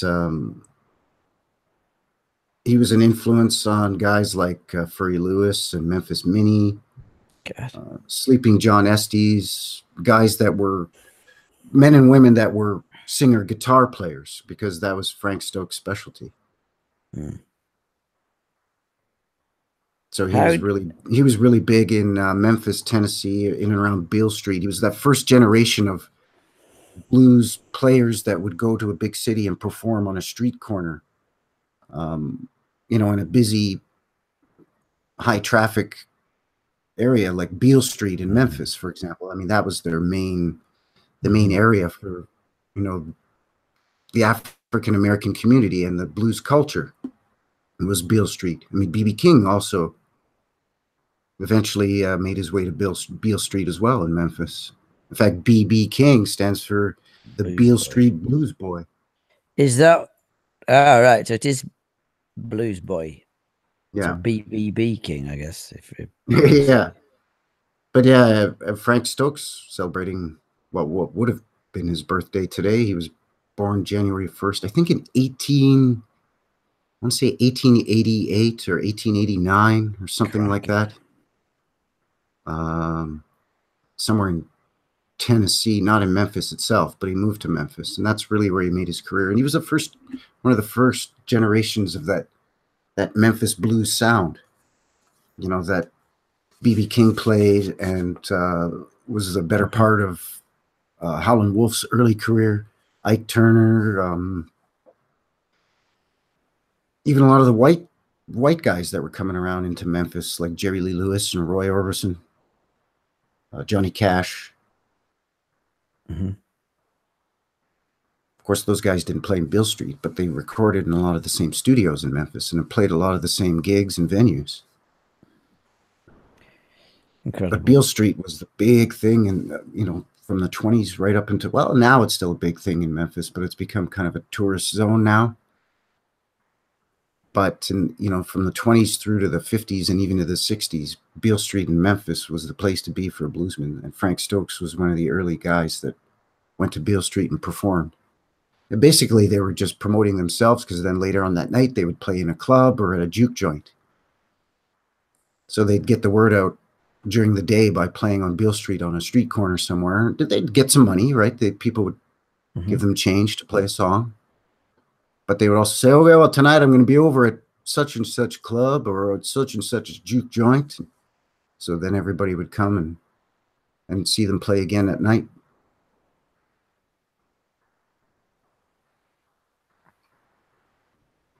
Well, like I said, we've only had one juke joint around here, and that's gone west. And the blues pub that we did have, which was great, I think I live streamed from there. That's just dying the death. I don't know why. Well, I do know why. They changed the management, and they tried to go all rock and roll with it instead of blues, and it just fell apart because people didn't want to see some ego-laden band. They wanted the music to relate to the people. Sure, yeah. That's what people wanted, and because of that, because they went a bit rock and roll, a bit Hollywood, it just fell apart. I think that's why there's a lot of ebb and flow to the blues. The blues kind of gets really big and kind of goes into the public eye, and then it kind of wanes a bit, and then it comes back. And a lot of it is, I mean, the blues will never die. It's been around for so long though now that it's not going anywhere, and it's the basis for so many other musical genres that I mean, it can't help but be woven into popular music itself. But a lot of times, yeah, places will try to cater to the almighty dollar and convert their cool blues club or juke joint into some rock and roll club. And there's already tons of live rock and roll clubs and bars that you can go to that have live rock music, but there's hardly any blues places. They kind of, some will open up, and then they always ultimately make that bad decision to, all right, well, we're making some pretty good money as a blues joint, but let's make more money as a rock and roll joint. And yeah, you're right, a lot of times the crowd that was going there was a smaller crowd, but they wanted to see the blues. So and you they were stop playing the drinking, blues, and they stopped showing up. and they were drinking. Shut down. Yeah, and they drank. The drinkers, blues fans are drinkers. They'll stay around, listen to her. Oh, that fellow was good on the guitar. He thought she was great on that sax. Yes, yeah, and I mean, and they'll appreciate it. Just like blues is woven through popular music across all kinds of genres, the sort of the theme of alcohol is woven through almost all of blues content. Whiskey and moonshine and canned heat. I mean, canned heat is rendered sort of those canisters of flammable gelatin that are under catering steam tables and that sort of thing to keep food hot, right? Sterno, and it's canned heat. It's rendered down to filter off the alcohol and drink the alcohol. So that's why there's a band called Canned Heat, and Tommy Johnson sang a song called Canned Heat in the 1920s. And it was about his alcohol addiction, and he would resort to rendering down shoe polish and the sperm just to get the alcohol. That's desperate. Shoe polish. God. Yeah, anything that had alcohol in it. Shoe polish and Canned Heat or Sterno were the two big ones. Yeah, out loud. And tree bark. But it would cause nerve damage, and these guys would get the shakes. Tommy Johnson got the shakes. There's a little bit of an obscure blues sort of subtopic that's attached to alcohol, and it's called Jake, Jake, Jake. And you might hear it in really early blues from the 30s and 40s about "I don't want no Jake-headed woman." Jake is a African-American slang term from the South Having the Jake was the result of consuming some of this bad alcohol, and you would have nerve damage. All And a right. lot of them had twitchy legs, like the Jimmy legs. They would have the shakes in their hands, and their legs would just uncontrolled. Sometimes when you're falling asleep, your leg will jerk. Yeah, yeah. Yeah, it was a nerve damage that would jerk their legs, and it was Gosh. called the Jake. So these guys would sing about it that they didn't want no Jake-headed woman or a woman that was consuming too much alcohol. Right. How do you know this stuff? I mean, Well, because I do my homework, I hear a song and they yeah, talking yeah. about Jake, and I'm like, who the hell's this Jake? So then I look it up and research it because I've got stacks of books about the Yeah, blues, I right? guess so. So I look it up and Jake it's this You affliction you to should do sorry, you should do a quiz we have over here called Mastermind. You'd absolutely clean up. I cannot imagine you would not win. It's you have a specialized subject and then you have the general knowledge round. You'd clean up on the specialized knowledge. You'd well, it's just absolutely, a passion of mine, right? If I was sitting in yeah, school and I was forced to learn this stuff and didn't find it interesting or fascinating, I wouldn't retain a damn thing. I wouldn't remember any of these dates and songs and singers. true. But because I find it so interesting and it's such a passion of mine, Mm. it's a pleasure for me to look this stuff up and read about these fascinating artists and singers and guitar players and how they, how they got topics for their songs. Mm. And the blues is a very personal form of music. It was the earliest form of music where singers stopped singing about, um, legendary people or historical figures or mythical figures, and started personalizing the music and making themselves the the protagonist in their own content, in their own songs. So they stopped singing about John Henry or Frankie and Johnny and all these guys from the 1920s, and they start singing about themselves being, almost a superhuman type of man, or singing about their strifes. Tommy Johnson sang about his alcohol addiction. These were real topics that were more personalized, and they were near and dear to these artists, and their audience could relate to it much better too, because if they weren't going through the same things, they at least knew somebody that was, Mhm. had to work in the fields or was addicted to bad alcohol or was going blind or whatever, right? Mm. It is amazing how.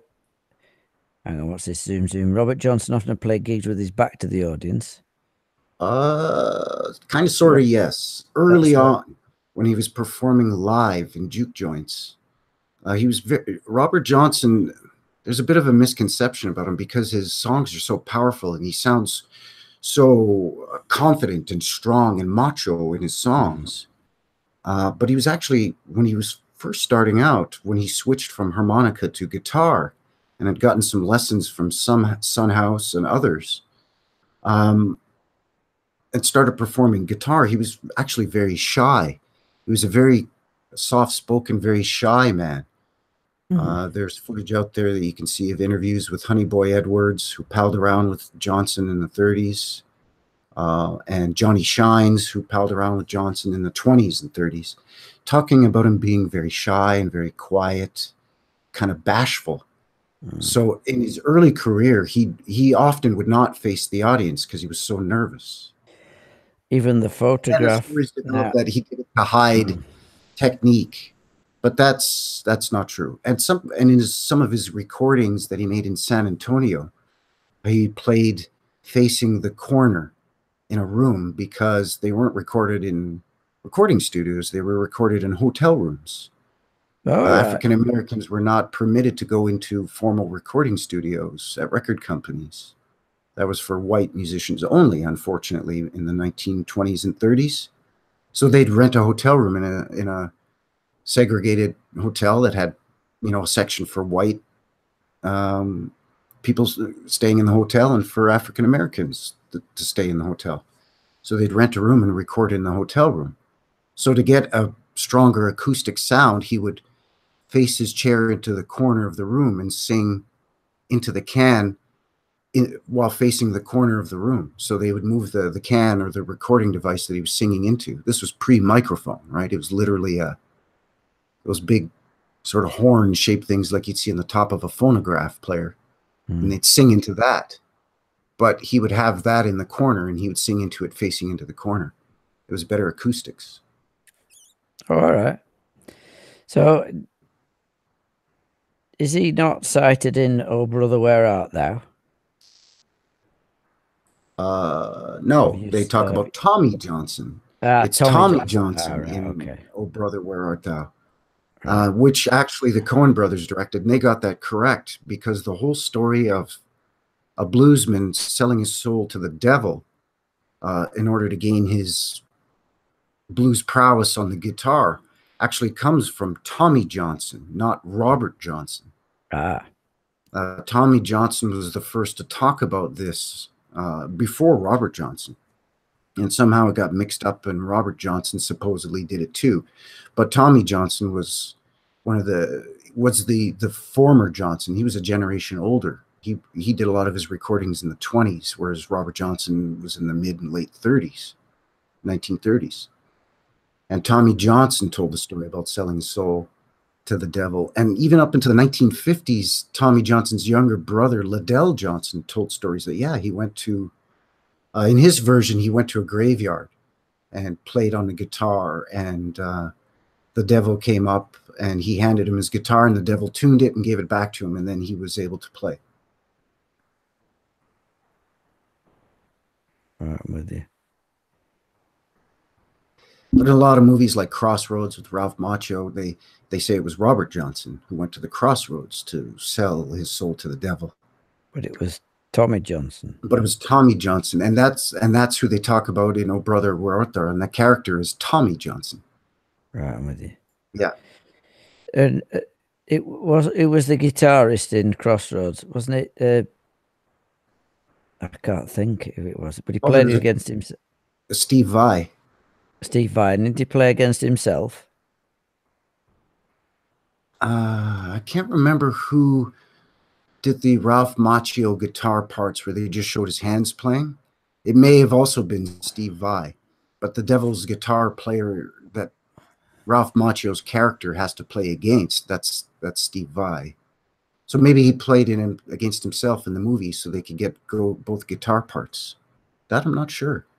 But I know on the soundtrack also Ry Cooder does a lot of songs. It says here, original score featuring Ry Cooder. He's a slide man, isn't he? And Steve Vai. All right, okay. It's Zoom Zoom plays slide. Oh, fantastic. Oh, does he? I love slide guitar. I love slide guitar.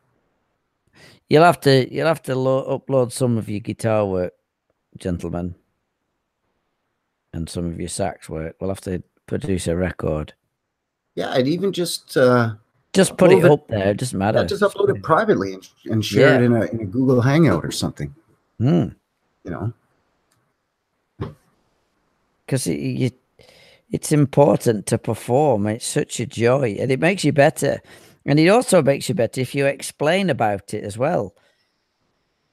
By posting blues lessons and having to break it down to explain it, I'm a far better guitarist going into this year than I was going into last year. In fact, 2 years ago, I was nowhere near as good as I am now. And I consider myself to be pretty, well, okay now, okay guitarist. I could hold my own. Whereas a couple of years ago, I would have thought, all right, stand in and do. Well, you know what I heard? I think I've talked about this before. At work, the job that I have, the boss man there kind of spoils us a bit. And we have satellite radio. So late at night, when I'm working the night shift and it's not quite as busy in there, I'll often put it on. It's Sirius satellite radio, and they have a station there called BB King's Bluesville. And BB King used to host and do some intros for, for that station. And of course, Okay. now he's since has passed. But so now they play little sound clips, 10-second spots, or even as long as the little 30-second spots, where BB's talking about his life, his career, the blues in general, and what have you. Cool. And there's one clip that they play sometimes where he's talking about, I never tried to be the best, and I get a lot of criticisms, and I did when I was starting out, and I still sometimes get some criticisms for the way I play. But he says, I never tried to be the best. I never wanted to be the best. I don't consider myself the best. He said, I just want to play the best that I can play, the way Yeah, I play, BB King. He says, I just play the best that I can as BB King. He says, there's better players out there than me. And he says, I constantly try to improve and keep playing, but I'll always play my way, my style, the BB King way. And I try to do the best at being BB King.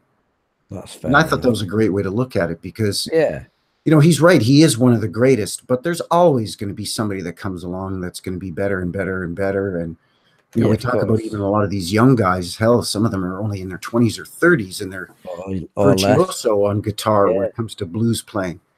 But he Mm. was just saying, look, I was doing it for me, and I was trying to be the best BB King on guitar that I could be. And that's just a beautiful way to look at it. Yeah, Stevie Ray Vaughan.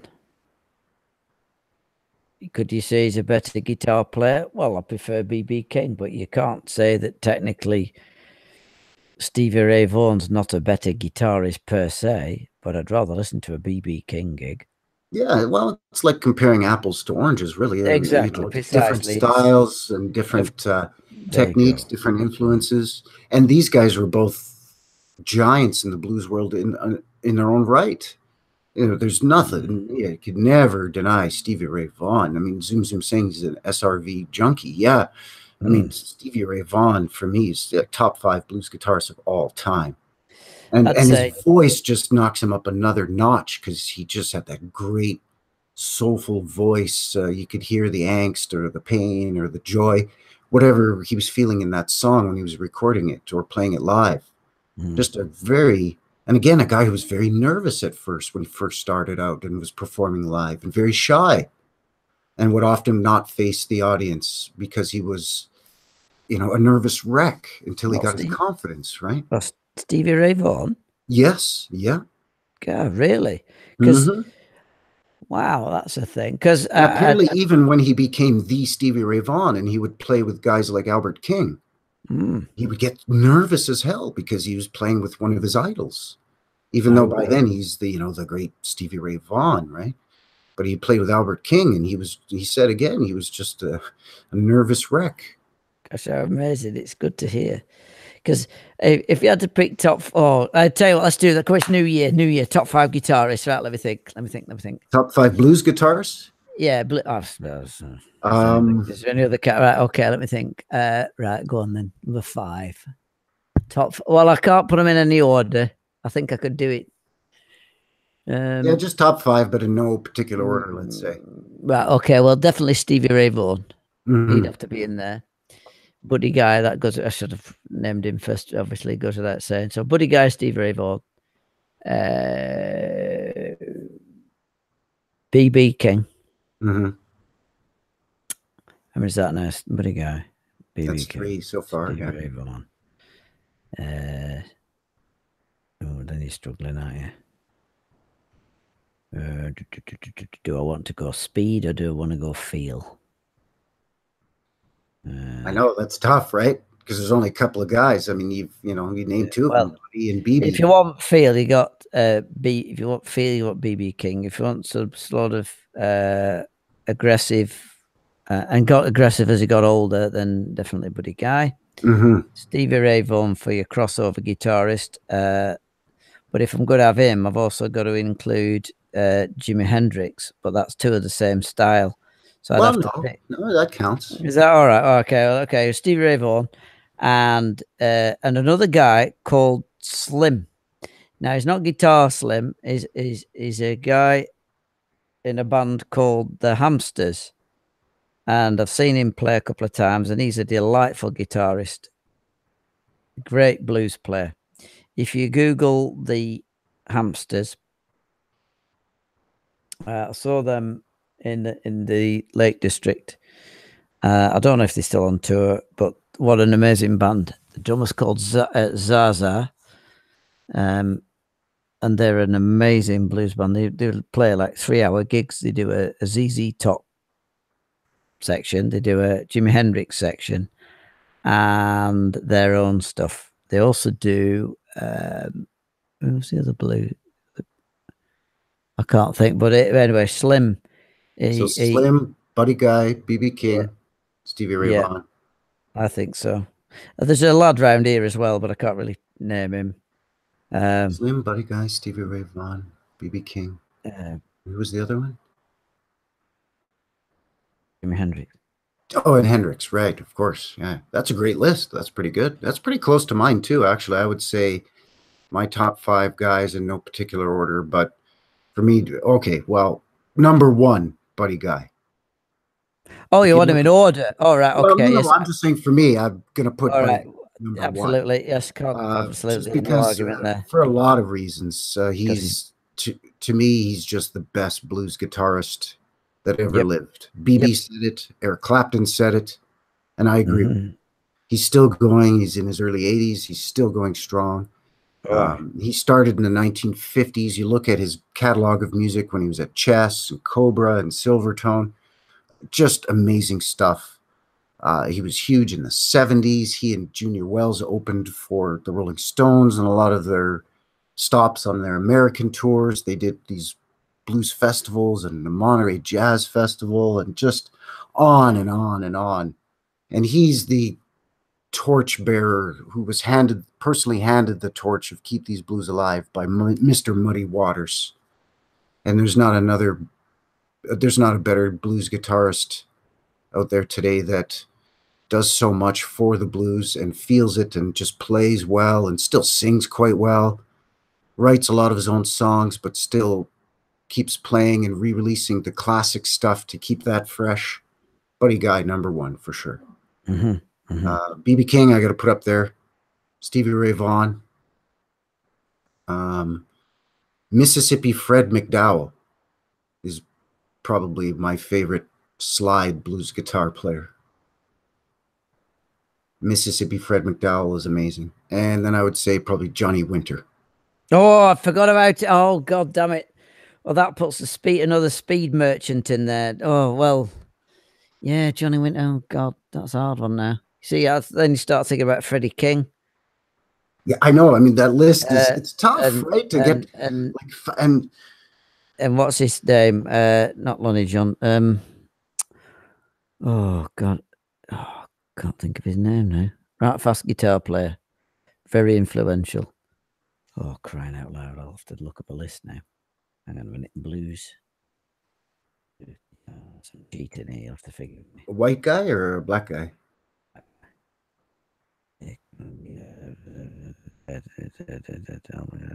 John. Oh, no. Johnny Winter, no. Freddie King, no. Yeah, I agree with that. Zoom saying Jimi Hendrix wouldn't have been Jimi Hendrix without Buddy Guy. To a lot of extent, yeah, Buddy was a huge influence on Jimmy. T-Bone Walker. Oh, yeah. See? You see? How can he not be top 5? How can T-Bone Walker not be top 5? I mean, how do you do this? I know, it's tough. Who am I willing to knock out of the 5 that I mentioned and replace with T-Bone? That would be tough. Okay, maybe take Johnny Winter out and put T-Bone in, but I don't want to take Johnny Winter out, I'm definitely not taking Mississippi Fred McDowell out of that list because to me he's one of the most overlooked and one of the most unsung blues slide guitar players. See, T-Bone Walker has influenced a ton of people. Yeah, BB and Buddy and he's always been named. So, and his art is difficult to copy too. Electric guitar pioneer. He was one of their earlier guys, not the first, but one of the first. Who else have we missed? I've got the long list here. But yeah, that's tough. I mean, when you get into top 10, it's a little easier, but top 5 is tough. Because then you start thinking about, well, what about T-Bone? Oh yeah, how could I forget T-Bone? Or what about Lonnie Johnson? Well, how the hell could you forget Lonnie Johnson? Beautiful playing, beautiful singing. Well, Mark Murphy's dead. Yeah, I think he passed not long ago. And actually, his birthday wasn't June. long ago. He died on, he was born on December 29th, 1929. He died in June. Oh. Yeah, that's right. Matt Guitar Murphy had a birthday not too long ago. Yeah, December 29th. December. 2 days ago. Yeah, December 29th. God. Diddly diddly dee. Diddly diddly dee. Who else was? Bo Diddley was December 30th. Mm. Talk about a huge influence, especially in the rock and roll scene. Mm-hmm. Pop Staples, the 28th. Ma and Pa Staples, the Staples band. Cab Calloway on the 25th. I like Cab Calloway. He was cool. He was definitely a blues shouter, kind of had that cool jazzy tinge and a little bit of an Afro-Cuban sort of Latino sort of flair to his music too. Yeah. Oh, and Rory Gallagher, missed him out. I'm going through a list here, by the way. I'm cheating. I've got the power of the internet in front of me. Oh yeah, yeah. Rory Gallagher's good. Yeah, I know it's tough to nail down. When you get into guitars, they're such high profile that it's tough to narrow it down. Oh, Jimmy Hendrix. Sorry. Yeah, apparently, I had trouble listing off a lot of blues drummers. Even with the amount of studying on the subject that I've done. But blues guitarists, I mean, there's thousands of great ones, and there's hundreds of hundreds of that are just amazing. Yeah, I suppose the best new one is new ones. You'd sort of go for Joe Bonamassa. Unfortunately, it's a bit clean for me. I suppose Jeff Beck, Gary Moore. Yeah, you see Gary Moore. That's see. I could replace Stevie Ray Vaughan with Gary Moore because I think Gary Moore had more testicular fortitude in the play, and then a Snowy White, he could play like. Susan was talking about who's that blonde guy with the ponytail plays slide, who was always the best of blues and rock jams. That might be Johnny Winter. He's actually albino. So yeah, blondish, whitish hair, and he's the brother of Edgar Winter. You may be familiar with the Edgar Winter group. They were big in the late 60s, early 70s, kind of a psychedelic rock band or prog rock band. Who was that keyboard player you put me on to? We were discussing it a few weeks ago. Keyboard player, and you cited a video, and he was really what do you call him? Piano player. I don't remember now. Long John Baldry. Professor Longhair. Professor Longhair. Yeah, that's right. And it wasn't Long John Baldry an offshoot of his? Who am I thinking of? I don't know. No, Professor Dr. John. Dr. John, that's it. I don't know where I got Long John Baldry Mac from. Rubenek, Dr. John. Professor, he was a disciple of Professor Longhair. Professor Longhair was a New Orleans style barrel house. That's right. Piano player. He actually started off in his early career playing in brothels and that sort of thing.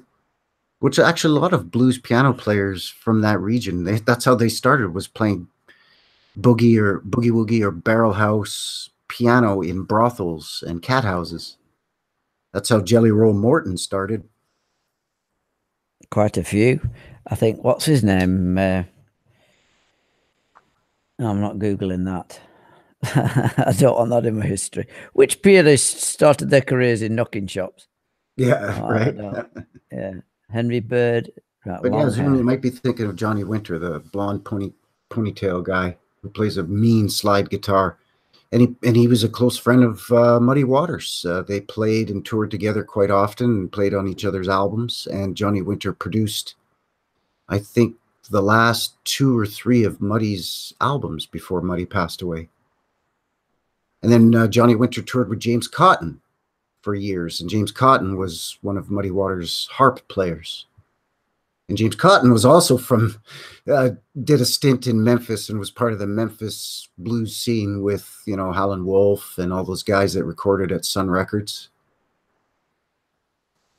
So these guys, there's these incredible links to all these guys. Mm. You know, we talk about Freddie King and Stevie Ray Vaughan, the Texas bluesmen, but Johnny Winter was a Texas bluesman too. The hamsters have packed in. Oh, they're done, are they? Oh, they've packed in 6 years ago. Well, that explains a lot. No, I couldn't. Well, that's the beauty of YouTube, though, is you could still find their stuff. Yeah. Oh, what a shame. They were a great band. What a good band. Yeah, they did 87 to 2012, so they had a good run. Yeah, that's pretty good. Yeah, that's a good run. That's 25 years. That's long enough. Kind of reminds me of... Sorry, go.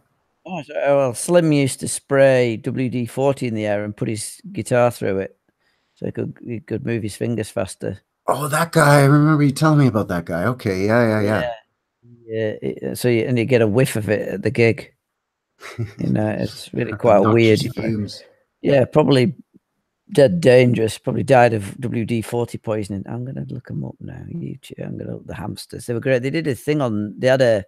Oh, Derek. I'm sorry to interrupt. Zoom's talking about Derek Trucks. Yeah, he's younger, but I don't want to really say he's not as young as he was. But when he started off, a younger guy with the ponytail. Yes, Derek Trucks. He's quite good. He's pretty good. There we are, live on German TV, May 1997. Who's that British band that used to back up John Lee Hooker?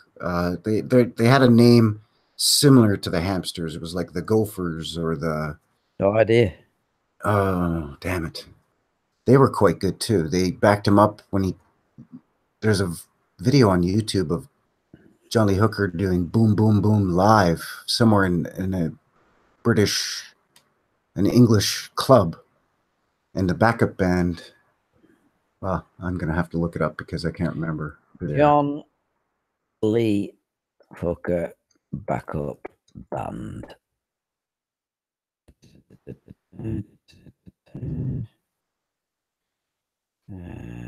Dimples. No, that's a song. I'm saying.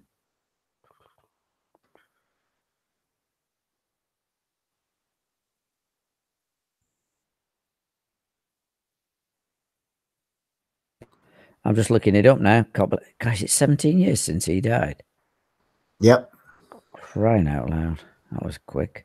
That's the first time I met Buddy Guy was because of John Lee's funeral. 2001. I found it. I think I found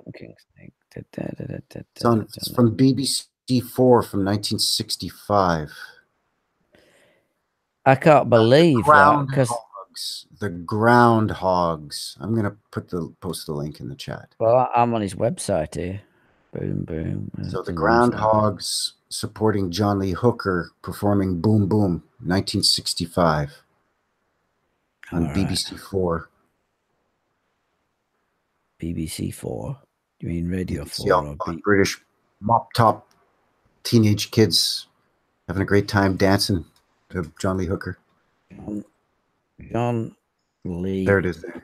Oh, right, got it. Oh, okay. And Zoom says he loves both of our top fives. Hey, Zoom, have you heard of? Well, you're a saxophone guy, but have you heard of Mississippi Fred McDowell? I would encourage anybody to. He's got a lot of stuff up on YouTube, and he's got a lot of records out.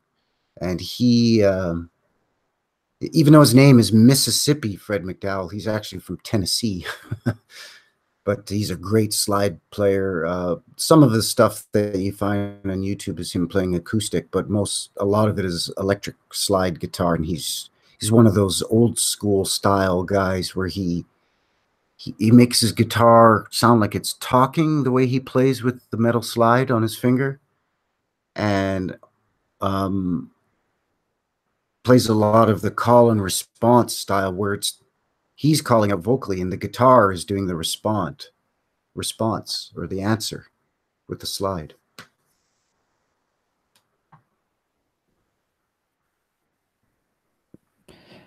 Yeah, I can't believe it because it only feels like 2 minutes since he did that single with Carlos Santana. Oh, Santana.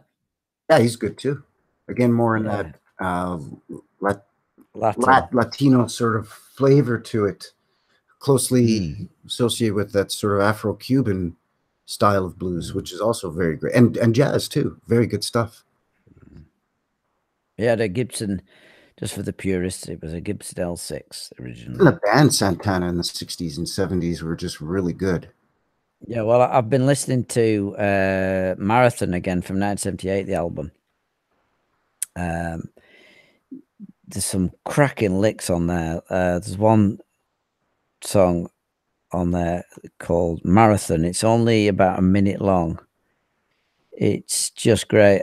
Well, the whole album's great. It's only a short album. Yeah, Marathon. I remember my sister had it on a cassette tape. We used to play it all the way from the north up to the Lake District. Took about an hour, and we'd just play the constantly have it going and going and going and going. And there's one track that was really weird called Aquamarine. It was totally not bluesy, but that was like a mysterious sort of tune, like watery almost. But this Marathon itself and another song called All I Ever Wanted Was to Be With You. Some cracking riffs in that. And the ending of it goes it's just great. It's really, really sorry, I'm going on. But yeah, it's really, really good. I just posted in the chat as well the link for Mississippi Fred McDowell doing a blues classic called "Shake 'Em On Down," which has I've been seen that. Yeah, I've seen that umpteen times. done by Bucka White and Howlin' Wolf. It's a blues classic. It's a blues standard, especially real bucket of blood, barrel house, kicking the doors down blues. Juke joint blues. "Shake 'Em On Down" is a great one. Oh, Sage has got a hop out. He says, "Oh, well, thanks for coming by, Sage. It's great to see you, and thanks for That's a hell. harp and guitar, man. Appreciate it." Sorry, Monk. Go ahead. Yeah, it's a hard technique he uses there. Yeah, well, he's playing polyrhythms and he's playing slide. And who's disappeared? Sage. Sage has got a hop out. He says. But good night, and thanks for being Year. a boot, and happy New Year, of course. Yeah, good night, Sage. Time is it now? 20 past. Oh, cracky! I'm beginning to wilt a little bit. Then, like I said, I'm late for it. Well, we've been going it's not that 2 hours already. Yeah, no, it's really. Yeah, it is. Yeah, I keep thinking we normally start at 9 o'clock, but yeah, you're right. 2 hours. That went a bit fast. Yeah, that always happens. Time flies when we're having fun. And yeah, I liked it. We'll have to do more top fives. I believe that's very popular on YouTube. Although some of the top fives are a bit grim, but we'll have to do top 5 guitars. Top 10. I'll tell you what. How about you do a top 5 blues guitarist video and upload it onto the channel here, and I'll do if you want to do a top 10 guitarists, and I'll do a top 5 harp players. Or maybe I should do top 10 because that's pretty tough too. Okay, you do top 6, top 5, top whatever. Yeah, if you want to do top whatever guitarists, and then I'll do a top whatever harp players. Okay, well, if I do, that'd be a great little project for the new year. Just a quick little video. Yeah, I'm just thinking I could make it rather than going for your Buddy Guys, your BB Kings, your John Lee Hookers. I could think about unsung heroes like Dave Hill. Now, Dave Hill was a cracking guitar player nobody's ever heard of, really, apart from people who are into pop in the 70s. Now, Dave Hill was the lead guitarist for a band called Slade. And because it was a glam rock band, they never got the sort of kudos for their actual music. Yeah, they had six number ones, and it was very, very blues based rock and roll. Another guitarist who's very underrated is John Lennon. John Lennon was a hell of a guitar player, a really good guitarist, and it's never mentioned. Sure. Yeah, and maybe we do some unsung guitar. Well, blues, obviously, blues influence, guitar heroes, that sort of ilk. Well, that might be another. That might be great for as another video. Yeah, maybe so. So, because I know if you listen to Get Back, the solo in that is done by John Lennon, and it's really, really good. Excuse me. It's really, really good. And then again, there's some Eric Clapton on what's that? While My Guitar Gently Weeps, or a top 10 crossover sort of stuff we could do if you fancy. You know, like top 10 guest musicians in the blues world. But I think, yeah, to start off, just the top 10 or top 5 blues guitarists and why. Yeah, it'd be great to just kind of say why, qualify it a little bit. Yeah. Yeah, I mean, yeah. Oh, Eric Clapton. Okay, yeah. Why? Because this, and it's got. I mean, obviously that's hard to quantify because sometimes it's just because it sounded great, you know.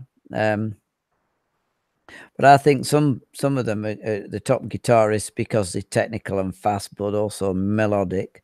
Some of them for feel. I mean, if you're talking about the best guitarist for feel, it's got to be B.B. King, to my mind, because his touch, his intonation was very, very sweet, and he's very musical. Very musical. If you want sort of my favorite, because it's my favorite, and there's no real justification for that. Buddy Guy, Yeah, stuff he's like my that, favorite, and sometimes it's hard to put into words why. I mean, yeah, I can't say why. Just I don't know. You could rattle on for. I know I could rattle on for hours about Buddy Guy, but it's very hard to pinpoint just a couple of reasons real quickly as to why he's my favorite. Well, I go back to that.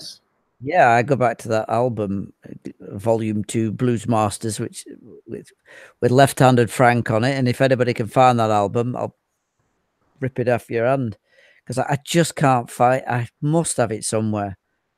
The only albums I remember giving away were my Jam albums, which I should never have given away. But anyway, yeah, God, I wish I could find that album. It was orange and black, or yellow and black, and it had the Garbage Man Blues on it, and it also had a Left-Handed Frank on it. Now, Left-Handed Frank wasn't that well known, and there's only one video I could find on YouTube of there might be more now, of Left-Handed Frank. And so Left-Handed Frank is going to be the key to finding that album. Perhaps so, because whenever I'm out at a record store, I look for that album, and when I'm online, at eBay or Amazon or Discogs, looking at records and maybe ordering a record or something like that, I look for it. Well, the other thing that's tough too is there's so many albums with that name, and there's also they have different album covers and even different distributors from the US and then overseas in the European market. And then the European market is broken down into French, German, British, Scandinavian, Sweden, So a lot of stuff is re-released. Maybe it's released on document in North America, and then when it goes across the pond, it's released under a completely different name, completely different album cover, different distributor, and everything. I can see it now. It had a black top, yellow bottom or orange bottom with stars across the center. And like I said, it's got Garbage Man Blues on there, definitely. The rest I can't remember, because that's the only one I remember that stood out, because it's Buddy Guy, and I played the groove off it. And the other artist I remember on there was Left-Handed Frank. Now, there cannot be that many albums with Left-Handed Frank on them. I mean, there's loads of albums with Buddy Guy. He's on every collection there is, but not Left-Handed Frank. And I used to quote the name Left-Handed Frank, and nobody's heard of Left-Handed Frank. So maybe I do in fact, I'll have a look now. Left-Handed Frank. I know he's on YouTube. There's one. Oh yeah, there's more now. See, the only one I found was it says 8 years ago, and then there's one from a year ago, one from 2 years ago. And after that, that's it. Oh, 4. That's 3 years ago. Yeah, there's a few now. Half a dozen left-handed Frank, and it's really raw. His left-handed Frank. I mean, really raw.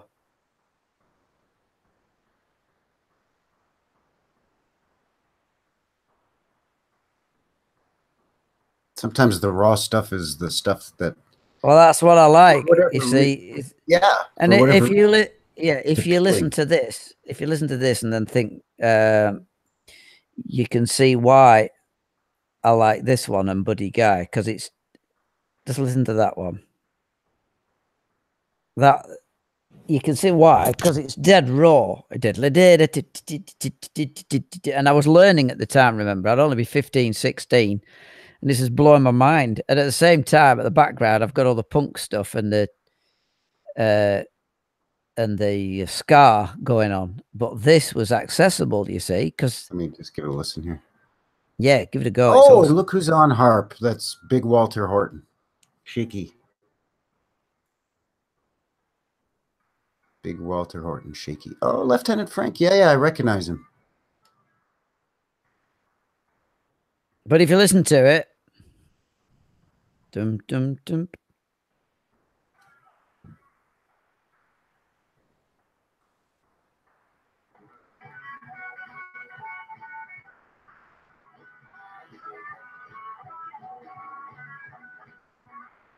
There's Albert King next to him on stage, I think. No, who's that playing bass? I don't know who that is. There's Walter Horton on harp. Yeah, for sure. That's Big Walter. Where is this? Do you know? It says Hideaway. Hideaway. That's the song. Oh, no, that's the song, Hideaway. Ba-bum, ba-da-da-da-da, bum. Left-hand Frank. Jimmy Rogers on second guitar. Mexico City, it says. Mexico City. Okay, cool. Yeah, Jimmy Rogers on second guitar. He supported Muddy on second. He was Muddy's second guitar player, Jimmy Rogers. So again, there's that connection: left-handed Frank and Buddy Guy and Muddy Waters. You can see why I liked it, because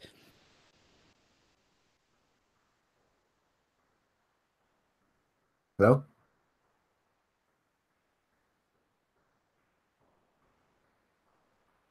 Are you there, Monk? I think I lost you. I'm here. Sorry, I'm steeped in left-handed Frank here. Sorry, I was really enjoying that. That's why I like Robert Nighthawk, because it's kind of, I don't want to say sloppy, but kind of very rough and sort of that that style that left-handed Frank is playing, the way he described it. That's what I like about Robert Nighthawk. Right. Well, you can imagine, I'm listening to this blues, right? And everybody's been, my sisters had been playing Dave Gilmour, sorry, Pink Floyd. There's all the punk stuff floating about, and I was just beginning to get a handle on chords, and I wanted to be able to play solo guitar, some lead guitar. And of course, I'm jamming with Gary every Saturday afternoon, and he's showing me through the pentatonic scale. And just listening to that just now just took me like way back to that album and a little blue record player we had, and it was just magical time, because there's the punk stuff for leaping about. There's Keep Me Mother Quiet, so I'm playing a few chords and saying, yeah, look, I'm not wasting my time. I play AD&E and Mull Kintyre, stuff like that.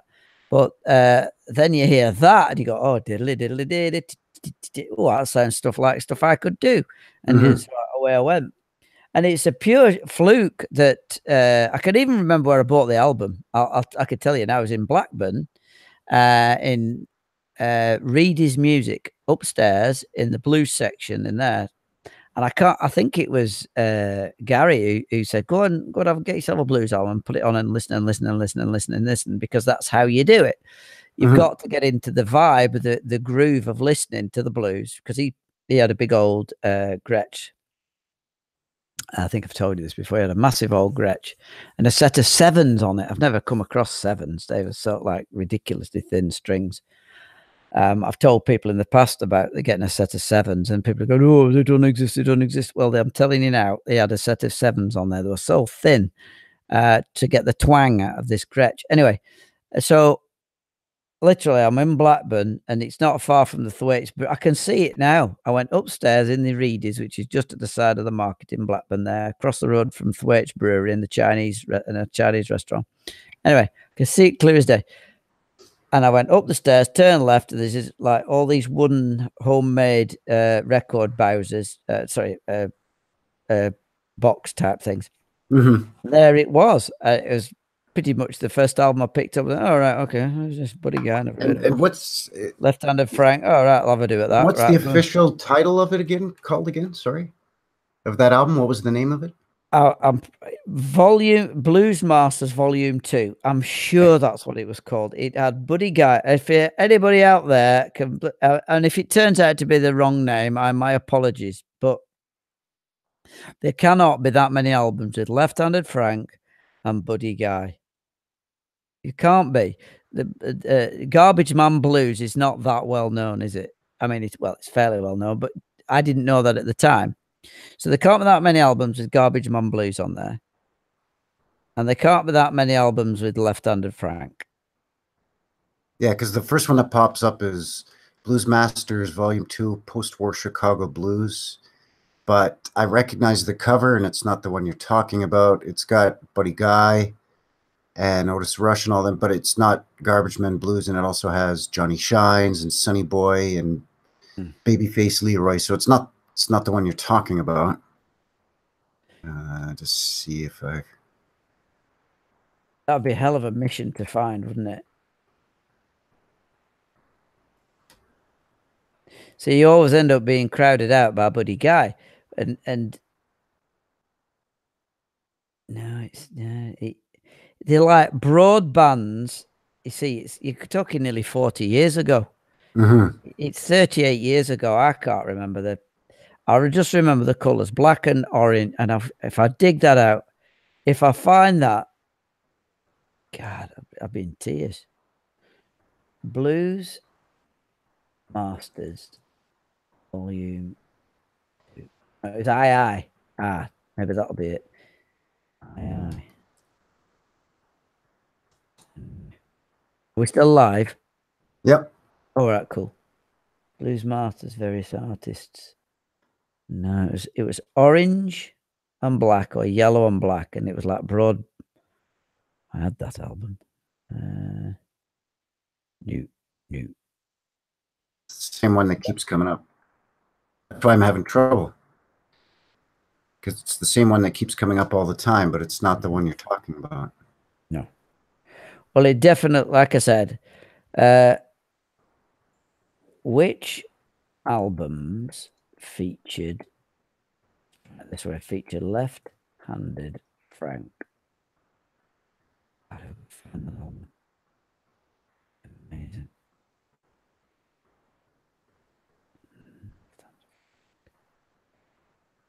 Oh, God, I found it. Oh, my God. I found it. Okay, what's it called? I think this is it. Yeah, this is it. That's it. Oh, my God. Well, send me, post the link. Post the link in the chat if you can.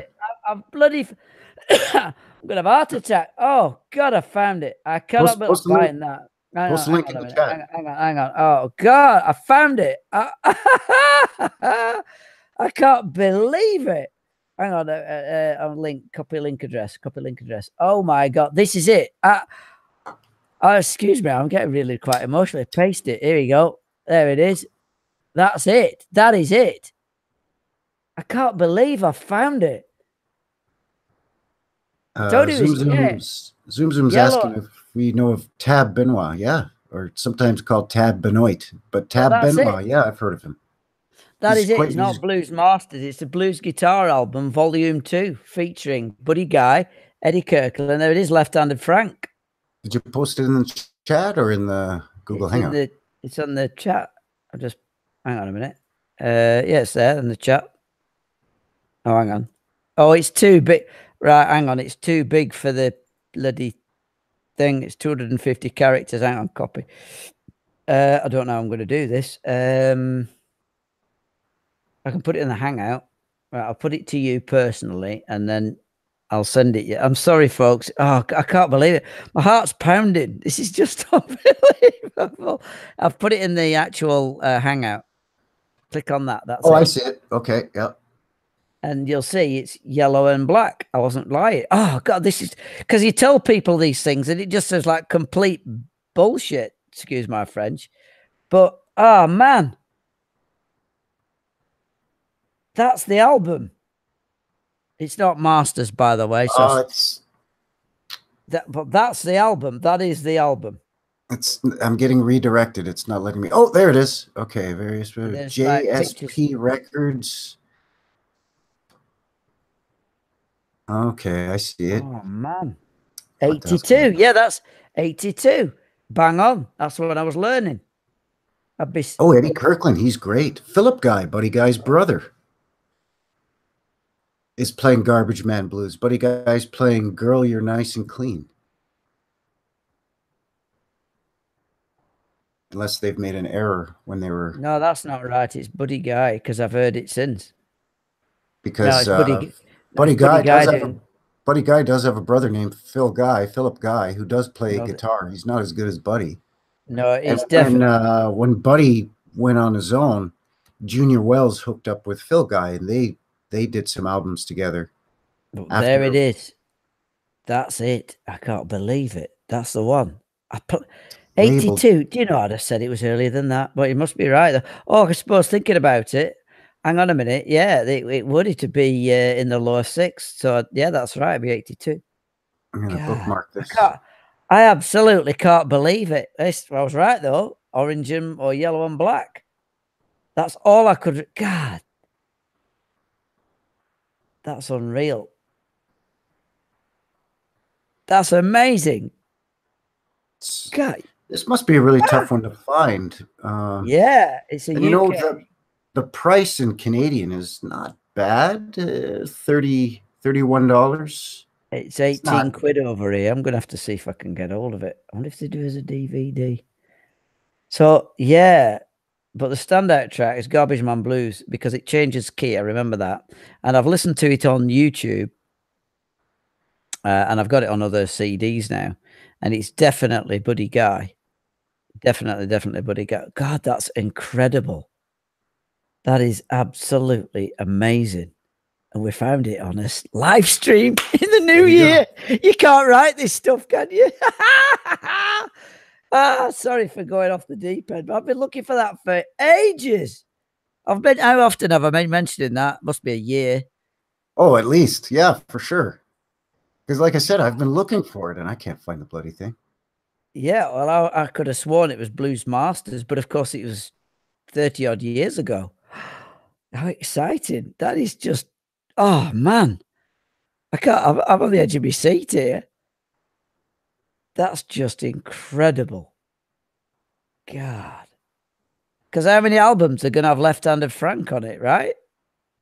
And I've never heard of, like I said, this was the point. I'd heard of Buddy Guy, and I could remember Buddy Guy because he cropped up, and I remember being on the Tube as well. Oh, that's it. Yeah, he was on the Tube in the early 80s.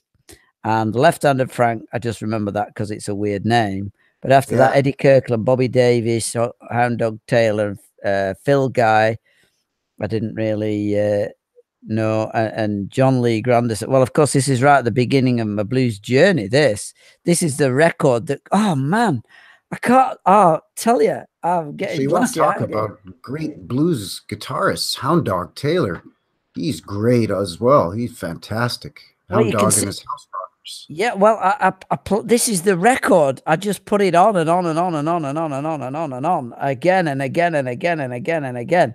You want to believe it, man. This is the record that started it all. Oh, I can't believe it. Gee, God, I can't. I'm not taking that off. That's going to become my screensaver. I did download this image. I download it. Save image as copy. I wonder if I can get that in. You can download them off. I'm going to get the link. Oh, that's just unbelievable. Blues Guitar Album Volume 2. God, I knew it was, but I was right. I just got the Masters bit wrong. And I was bang on. Black and Orange, Volume 2. I knew it was Volume 2, and See, that's you it. know why? Because it wasn't released. It was the company that released it is a UK company, JSP Ah, right, okay. Productions. It's based out of London, England. So it may have had that name and it definitely had that cover in the UK, but in the US or in Canada, it would have had maybe the same name, but a completely different album Right. cover, perhaps, right? I just, oh man, that's like life affirming. This is just unbelievable. I can't, honestly, I'm really feeling quite emotional about this. I tell you, just unreal. I mean, I must have mentioned that weekly almost. Oh, that's just magic. That's New Year's magic for you. That's So it just, says on the track listing that Left Hand Frank does a song called One Room Country Shack. yeah, that can't be right. That's That's Buddy Guy. yeah. Hold on. One Room Country I Shack. wonder if they just accidentally, I wonder if it's a typo or something. I don't know. I'd like to see the backside of it, if you pardon the expression. One Room Country Shack live at the Knickerbocker Cafe by GSP Rec. I can't believe I found it. That's special. That is. That is special. God. And it's just, and I don't know. God, I know I've harped on about it, but black and yellow. That was, and the dots and everything. I thought they were stars. That's all. That's all I've been seeing in my head. The black and the orange, or the black and the yellow. I have. What would you call it? That's Orange. a great cover, actually. It is, isn't it? It's really memorable. And It's a great God, picture of Buddy Guy there. yeah. And the bottom left is left-handed Frank, clearly. Yeah. And I guess Eddie Bobby Kirkland's David. on Eddie Kirkland's on the lower right. I'm guessing the guy with the wispy beard is Phil Guy. Yeah, next to Left Hand Frank. Yeah. And the other fella must be Hound Dog Taylor. I can't see very well if that's Hound Dog Taylor. Gosh, It do might you be. know, some memories here. This is just great. No, Hound Dog Taylor. Oh, I found the back cover. I found the back cover. You know, Hound Dog Taylor has 6 fingers on one hand. Really? Yeah. Oh, Just go to man. Google Images and type in Hound Dog Taylor hand. Hang on a minute. Google Images. I don't go off. I've got a bookmark. Just a minute. Let me bookmark this. Bookmark. I've got to bookmark that. Just a minute. Bookmarks bar done. Right. Hound Dog Taylor. Hound Dog Taylor. Left hand. No, just hand. Oh, hand images. Oh yeah. A little diddly one. He's How got an extra strange. little pinky finger. Did he ever play with it? I don't think so. Maybe because he wears his slide on what would be for everybody else the smallest finger, what we call the pinky finger. And Yeah. most slide players wear this. Well, a lot of them wear it on their third finger, their ring finger. But because he has that extra finger, he's wearing it on the what would be the pinky. So I don't know if he played with that other little nub. I'm not sure. Maybe that's why he's such a damn good slide guitar player. Oh, I've got the oh, here we are. This just gets better and better, right, folks, in the chat. This is the, I think this is a better version of the that's the album cover.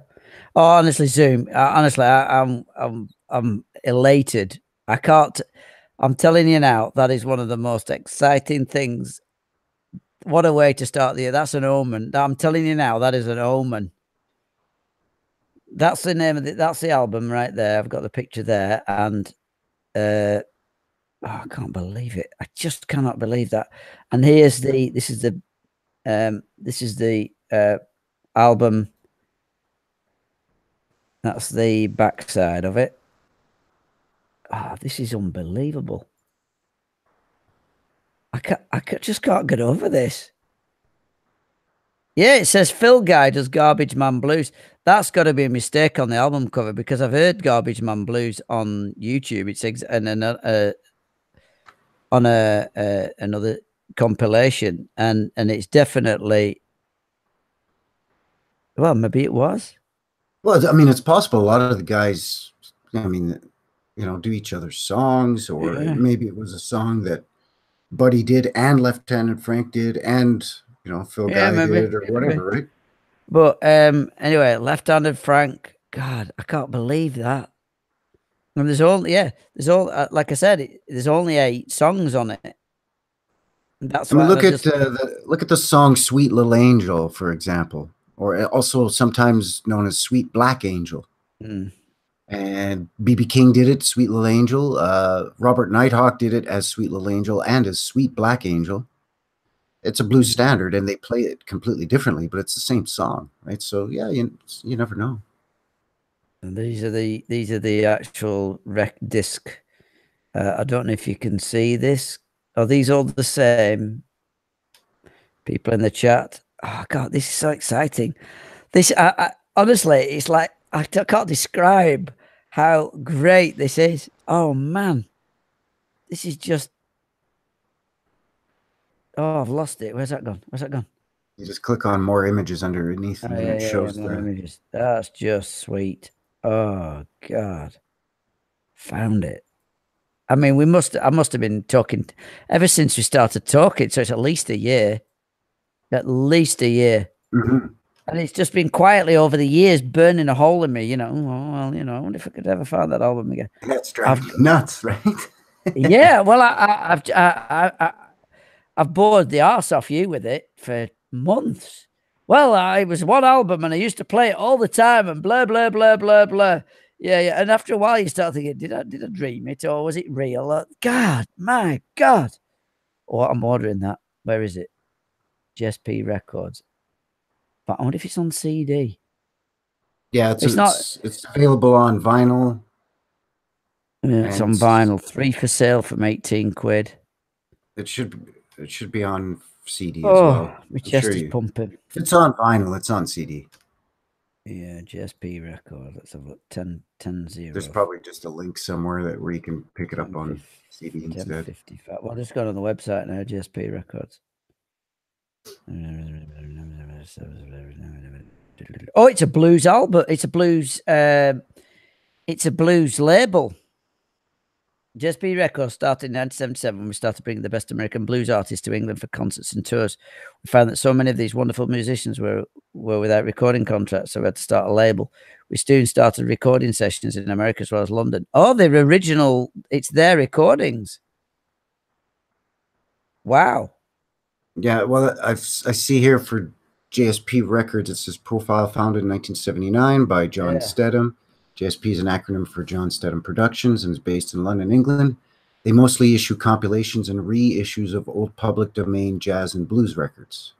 But it says, today our catalogue of original recordings includes important albums by acts such as Buddy Guy, Professor Longhair, Lucky Peterson, Jimmy Witherspoon, Dieter Farr, Roy Gaines, Kirk Fletcher, Illinois Jacquet, I don't know, Larry Garner, and many others. Our catalogue box set reissues include blah, blah, blah, blah, blah. Charlie Patton. God, what a night I'm having. That's just Happy New Year. Come on. Nice. Ah, that is sweet. That is. Oh, and I found a catalogue here of all the hang on, CD sets, root sets, JSP Select Recordings. It'll be on there, won't it? Elmore James, Joe Louis Walker, Kirk Fletcher, Jimmy Rogers, and Left-Handed Frank. Aha! So they must have recorded Left-Handed Frank back in the day. Kirk Fletcher, Dieter Farr. God, look at that. There's another guy left in his name that's associated with Buddy Guy. His name is Lefty Diz, D-I-Z-Z, Lefty Diz. He played left-handed also. All right. Oh, by the way, there's an album they recorded of Professor Longhair here. I really like Professor Long here. He's great. I can't believe this. I found my album. That was the one, and no, because of course as a kid you've no dough, and that was the one and only blues record I had. I'm gonna have to order it. I can't let this go. I'm gonna have to order this album. I'm doing it now. Buy vinyl. I don't 3 for sale, 18 quid. Blues guitar album. I'm going to see on. I wonder if it's on eBay. It might be on eBay. See if I can get it on eBay. Blues. Check see if you can get it on Amazon too. Guitar album volume on eBay. I'm at volume 2. God, I can't believe I found it. Is it on? Oh, it's Netherlands. Oh, I'm not getting it from Netherlands. Well, you can get it from the Netherlands. And then it goes a bit south after that. So there's one copy in Holland for 30 odd quid. But he got LP rare, LP brackets rare. It says, yeah, no kidding. Yeah, we know that. Thanks for telling us. Yes, tell me something I don't know. The only problem is that you don't know how rare it is until you finally find it, and they tell you it's rare. You know what I mean? Blues.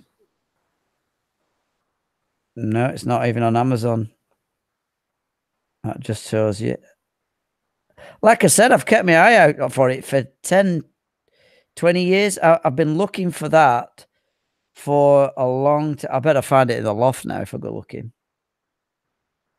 But I don't remember moving. I remember having it down in Burnley, and I don't remember it coming to. It never went to college with me. And 82 was in the 6th form, wasn't it? Yeah, I just played and played the very good condition, excellent copy, few marks on the vinyl. You see Austria and 2 in the UK. Various blues guitar. I'll think about that. Rating. 560 ratings. Oh, I better check. See, I don't like to go anywhere if it's some shop you've never heard of. But I may make a rare exception. I can't believe that album's still there. God. Well, now that I know what it looks like and what it's officially called, I can always research too and see if I can find a copy over here and just send it to you. No, don't do that. Just have your own copy, man, and then we got a connection. That'd be awesome. Well, I'm definitely going to order a copy for myself. I'm going to order a copy on vinyl, actually. Yeah, it got to be vinyl. It'll just ruin the whole thing. I can't believe I found that. For me, I always go vinyl first, and if it's not available on vinyl, then I'll relent and buy it on CD. Well, for those who are listening, sorry to harp on, if you pardon the expression, but that is just. My chest is pounding. It really is pounding. I cannot believe that. Oh, that means so much to me. Oh, I'm going to cry in a minute. I tell you, honestly, that is my start. I've mentioned that every week for months. That was my one and only blues record, and I played the living groove off it. That was like when I found 3 O'Clock Blues by B.B. King on eBay on 78 RPM, shellac platter, not re-released, the original release on RPM label of B.B. King. And I couldn't believe it when I found it and I won the bid on eBay for it. It was like Christmas and my birthday and New Year's all rolled into one. This is like in 1982. I've been playing since I sort of started in 79, and I've been playing 3 years. And because of the O levels, you can't spend as much time as you want to on your guitar. And this particular summer, it'd be summer of 82 or whatever, whenever it was well, obviously the album came out in 82. It must have been then, because it was well before I went to university. And I can remember just all the time, playing it and playing it and playing it and playing it and playing it and trying to get into it as well, because it was a bit of it was a recommended thing to do, which was to listen to it in order to get in the groove, you see, because of Gary, and he said, "Well, get a blues album and play the death, put it in the background, just let it float around in your head, and you'll get into the feel of it," which, of course, is true if you want to play to any degree. And so I'll add to this on a Saturday afternoon. I'll be up to Gary's house and we'd be playing away. We'd swap guitars. He'd play my crap Merlin single pickup guitar, and I'd be playing this £1,000 Gretsch Country Gentleman, I think it was, and with a set of sevens on it through a foul speaker. And oh man, this is just so important. It's just unreal. But that's talking about getting into the groove. That's what I do when I want to get into the groove and I want to have maybe an extended session of practicing and playing my harp. What I'll do is I'll put on either Buddy Guy with Junior Wells album, and play along and play all the harp parts that Junior Wells is playing, or as best to my ability, because I'm no Junior Wells, that's for damn sure. But and then I find that once I'm in the groove, if it's a song on the album where Buddy is singing and playing his guitar and Junior is maybe taking a break and isn't playing any harp, I will just interject harp parts into that song and play it as if I was Junior Wells supporting Buddy Guy. Just to kind of stay in that groove and to keep playing and to practice not just playing along with a harp player, but playing the harp parts to a song that could have harmonica phrasings in it, but doesn't. Yeah, I'm with you. I do that a lot with Howlin' Wolf too, because Howlin' Wolf, like I said, he sings and he plays blues harp, but he doesn't play the harp in every song. So sometimes I will play what I think would be the harp parts that he would play if he was playing the harp on that particular song. I'm with you. That's something I was advised to do with saxophone. If you want to get better at guitar, saxophone can't bend, so each note's individual, so you can pick out the notes better.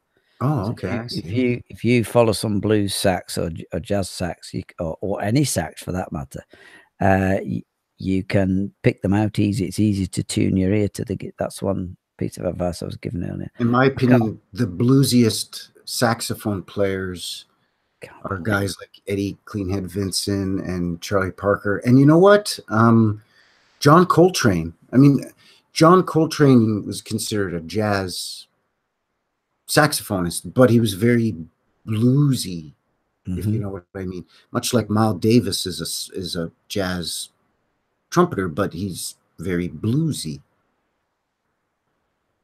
It's the feel, it's the it's the emotion that they're conjuring up while they're playing. I mean, all musicians, I would say, feel to some degree emotion, and they put that into the song when their performance, when they're playing. But some of these guys just do that on a deeper level.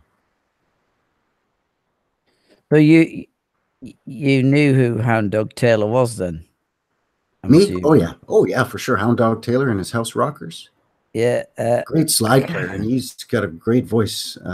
He's a bit of a shouter, blues shouter, the way he sings, and he's very much in the vein of the Robert Johnson "Dust My Broom" type of riff on the slide, very similar to Elmore James, who I also love, is a great slide guitar player. Well, I found Hound Dog Taylor was one of the guys that went over to Europe in the 60s for those blues and folk music tours with Muddy Waters and Buddy Guy and Matt Guitar Murphy and Sonny Boy and Lonnie Johnson. You can't find Blue Stomp from that album, so that's definitely an album made by them. A lot of times record companies in England or in France or Germany, when they found out that somebody like Sonny Boy or Hound Dog Taylor or Big Bill Brunzi was coming to perform in gigs, they would invite them to come and record an album. They'd sign them up for a one album deal, and they'd pay them quite nicely and put them up in a hotel near the recording studio. And these guys are, these blues guys could bang out an album in 3, 4, 5 days. Well, I'm looking at it here. It says Blues Guitar Album Volume 2, and it says it's definitely their album. It's all rights of the producer and of the owner of the recorded work, reserved, unauthorized. So it's their album. Wow, JSP Records, London, NW4. God, some memories here. I can't get over it. I really can't. There's another guy that went over to Europe quite often, and he became quite big and would perform a lot there and recorded some albums there. And actually, some of the only color footage of him performing in color was a guy by the name of J.B. Lenoir, Lenor, or Noir, J.B. Lenoir, or Lenoir. And he was, for a time, signed with Chess Records. But he was a blues guitarist and a great singer. And kind of a jump blues, boogie-woogie style blues. And he went over to England, and he went to where else did he go? He went to other, like, kind of more of the northern countries in Europe too. Like, he went into the Netherlands and into like Sweden and Switzerland and Norway and all that up there too.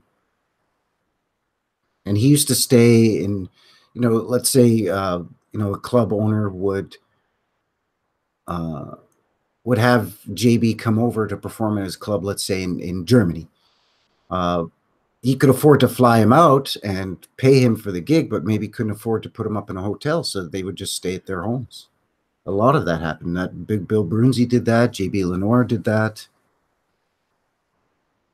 I think John Lee Hooker did that a couple times. They were sort of used to that anyways from their days in Chicago or down in the South in Mississippi or what have you, where they would have house rent parties. A lot of times blues artists, they would live 3 or 4 in a house, Well, yeah, a lot of bands did that in the 70s. Or they'd live in each other's basements or something. I mean, Big Joe Williams lived in the basement of a record store at one point. I'm just, you'll have to pardon me, I'm just putting my details into this. I'm ordering that album. No, that's okay. I think I'm gonna, to be honest, I'm getting ready to, I'm kind of running out of steam here. I need to maybe wind things down pretty quick. Well, shall we wrap the live stream up? Yeah, I think that's a good idea. Yeah. Well, just to let you know, and I'm sorry to hog this thing, but I have to tell you, Riff's just come back, and just to let you know, Riff, I've just found the very, very first blues album that I've been talking about and mentioning to Whiskey for the past 12 months. It's called Blues Guitar Album Volume 2. And I've found that there are some copies for sale. So when we cease the live stream, I'm going to put an order in for one. I just can't believe, and no doubt I'll find it in the loft. But and it's something that both of us have been looking for online, and I've looked in record stores for those 12 months, and so for you to finally find it just by, having a little tenacity and maybe trying a few different ways that they spelled Volume 2, like you said, maybe it's not the number 2, it's Roman numeral 2 I, and eventually you found it. So yeah, but I can't. Yeah, but I've searched. That's the thing. I don't know why it comes up now. Well, like all these things, if you wait long enough, I guess it'll appear on the internet. I mean, we've searched. Do you remember we searched like hell months ago for this? I mean, we tried all sorts. Do you remember? We've done all kinds of searches, and here it is for sale. God, absolutely. Yeah, Riff, that's right. It was meant to be. Happy New Year. Happy New Year indeed. Happy and I found another year. Yeah. Oh, I'm going to play the groove off that. That is just, oh, man. I found it on EIL.com. Oh, I I'm can going to get look for a 10%. copy of that and buy a copy. I'll buy them for sure. EIL. I wonder how much that is. Might be cheaper. Oh, I don't know what I'm doing here. Trouble is, some of these sites are a bit dodgy, aren't they? I'm going to take there's a phone number here. Yeah, I'm going to ring them tomorrow. Right, I'll just make a note. Pardon me, I'm sorry to be so self-indulgent, but I've been waiting for years. I can't believe this is just fantastic. This is personal history unfolding before us by our very eyes. Hang on a minute. EIL for the blues record. I get to. That's just unbelievable. Right, I'll save that now. I've kept it and I've put that in my right.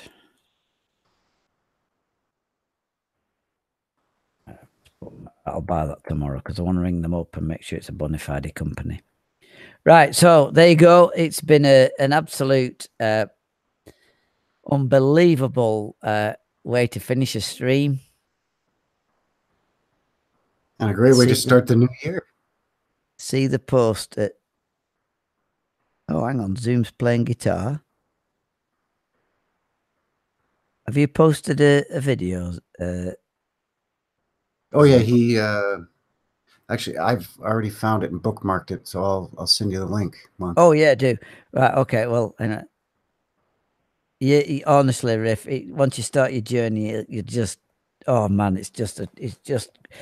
I know these are my two words. It's blues. It's just great. It's just great. God.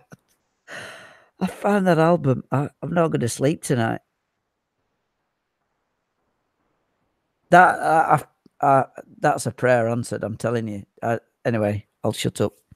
Yes, thank you for joining us. Zoom, Riff, Silent Sage dropped by. Janet. Who else has been in here?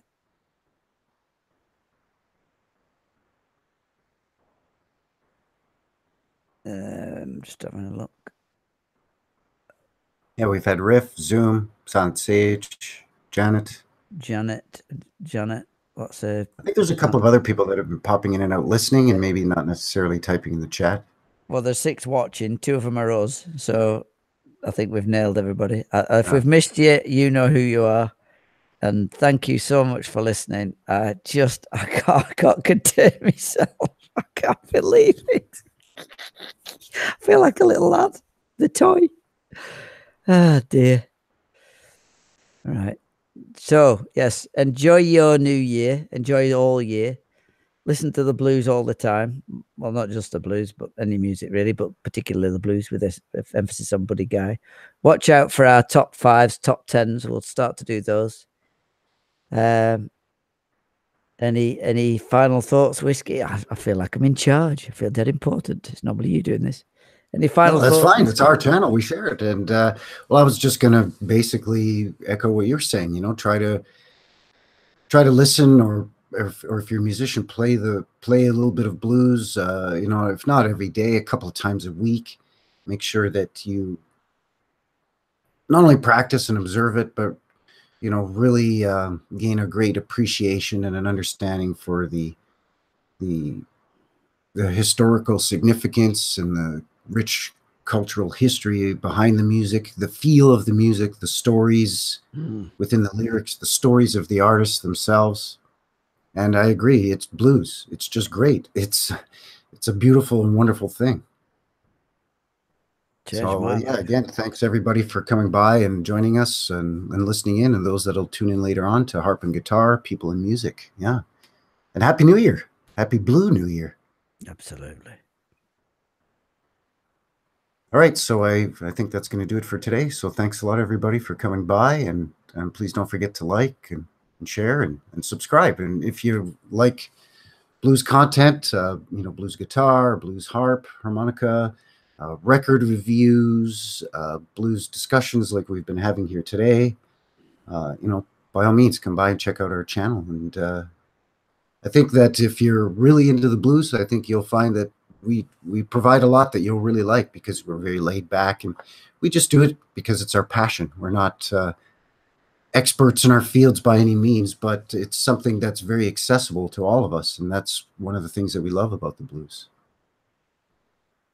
So thanks, everyone, and have a happy new year, and thanks again to my good pal, my co-host, Monk Music, here for this Blues Chat number 7.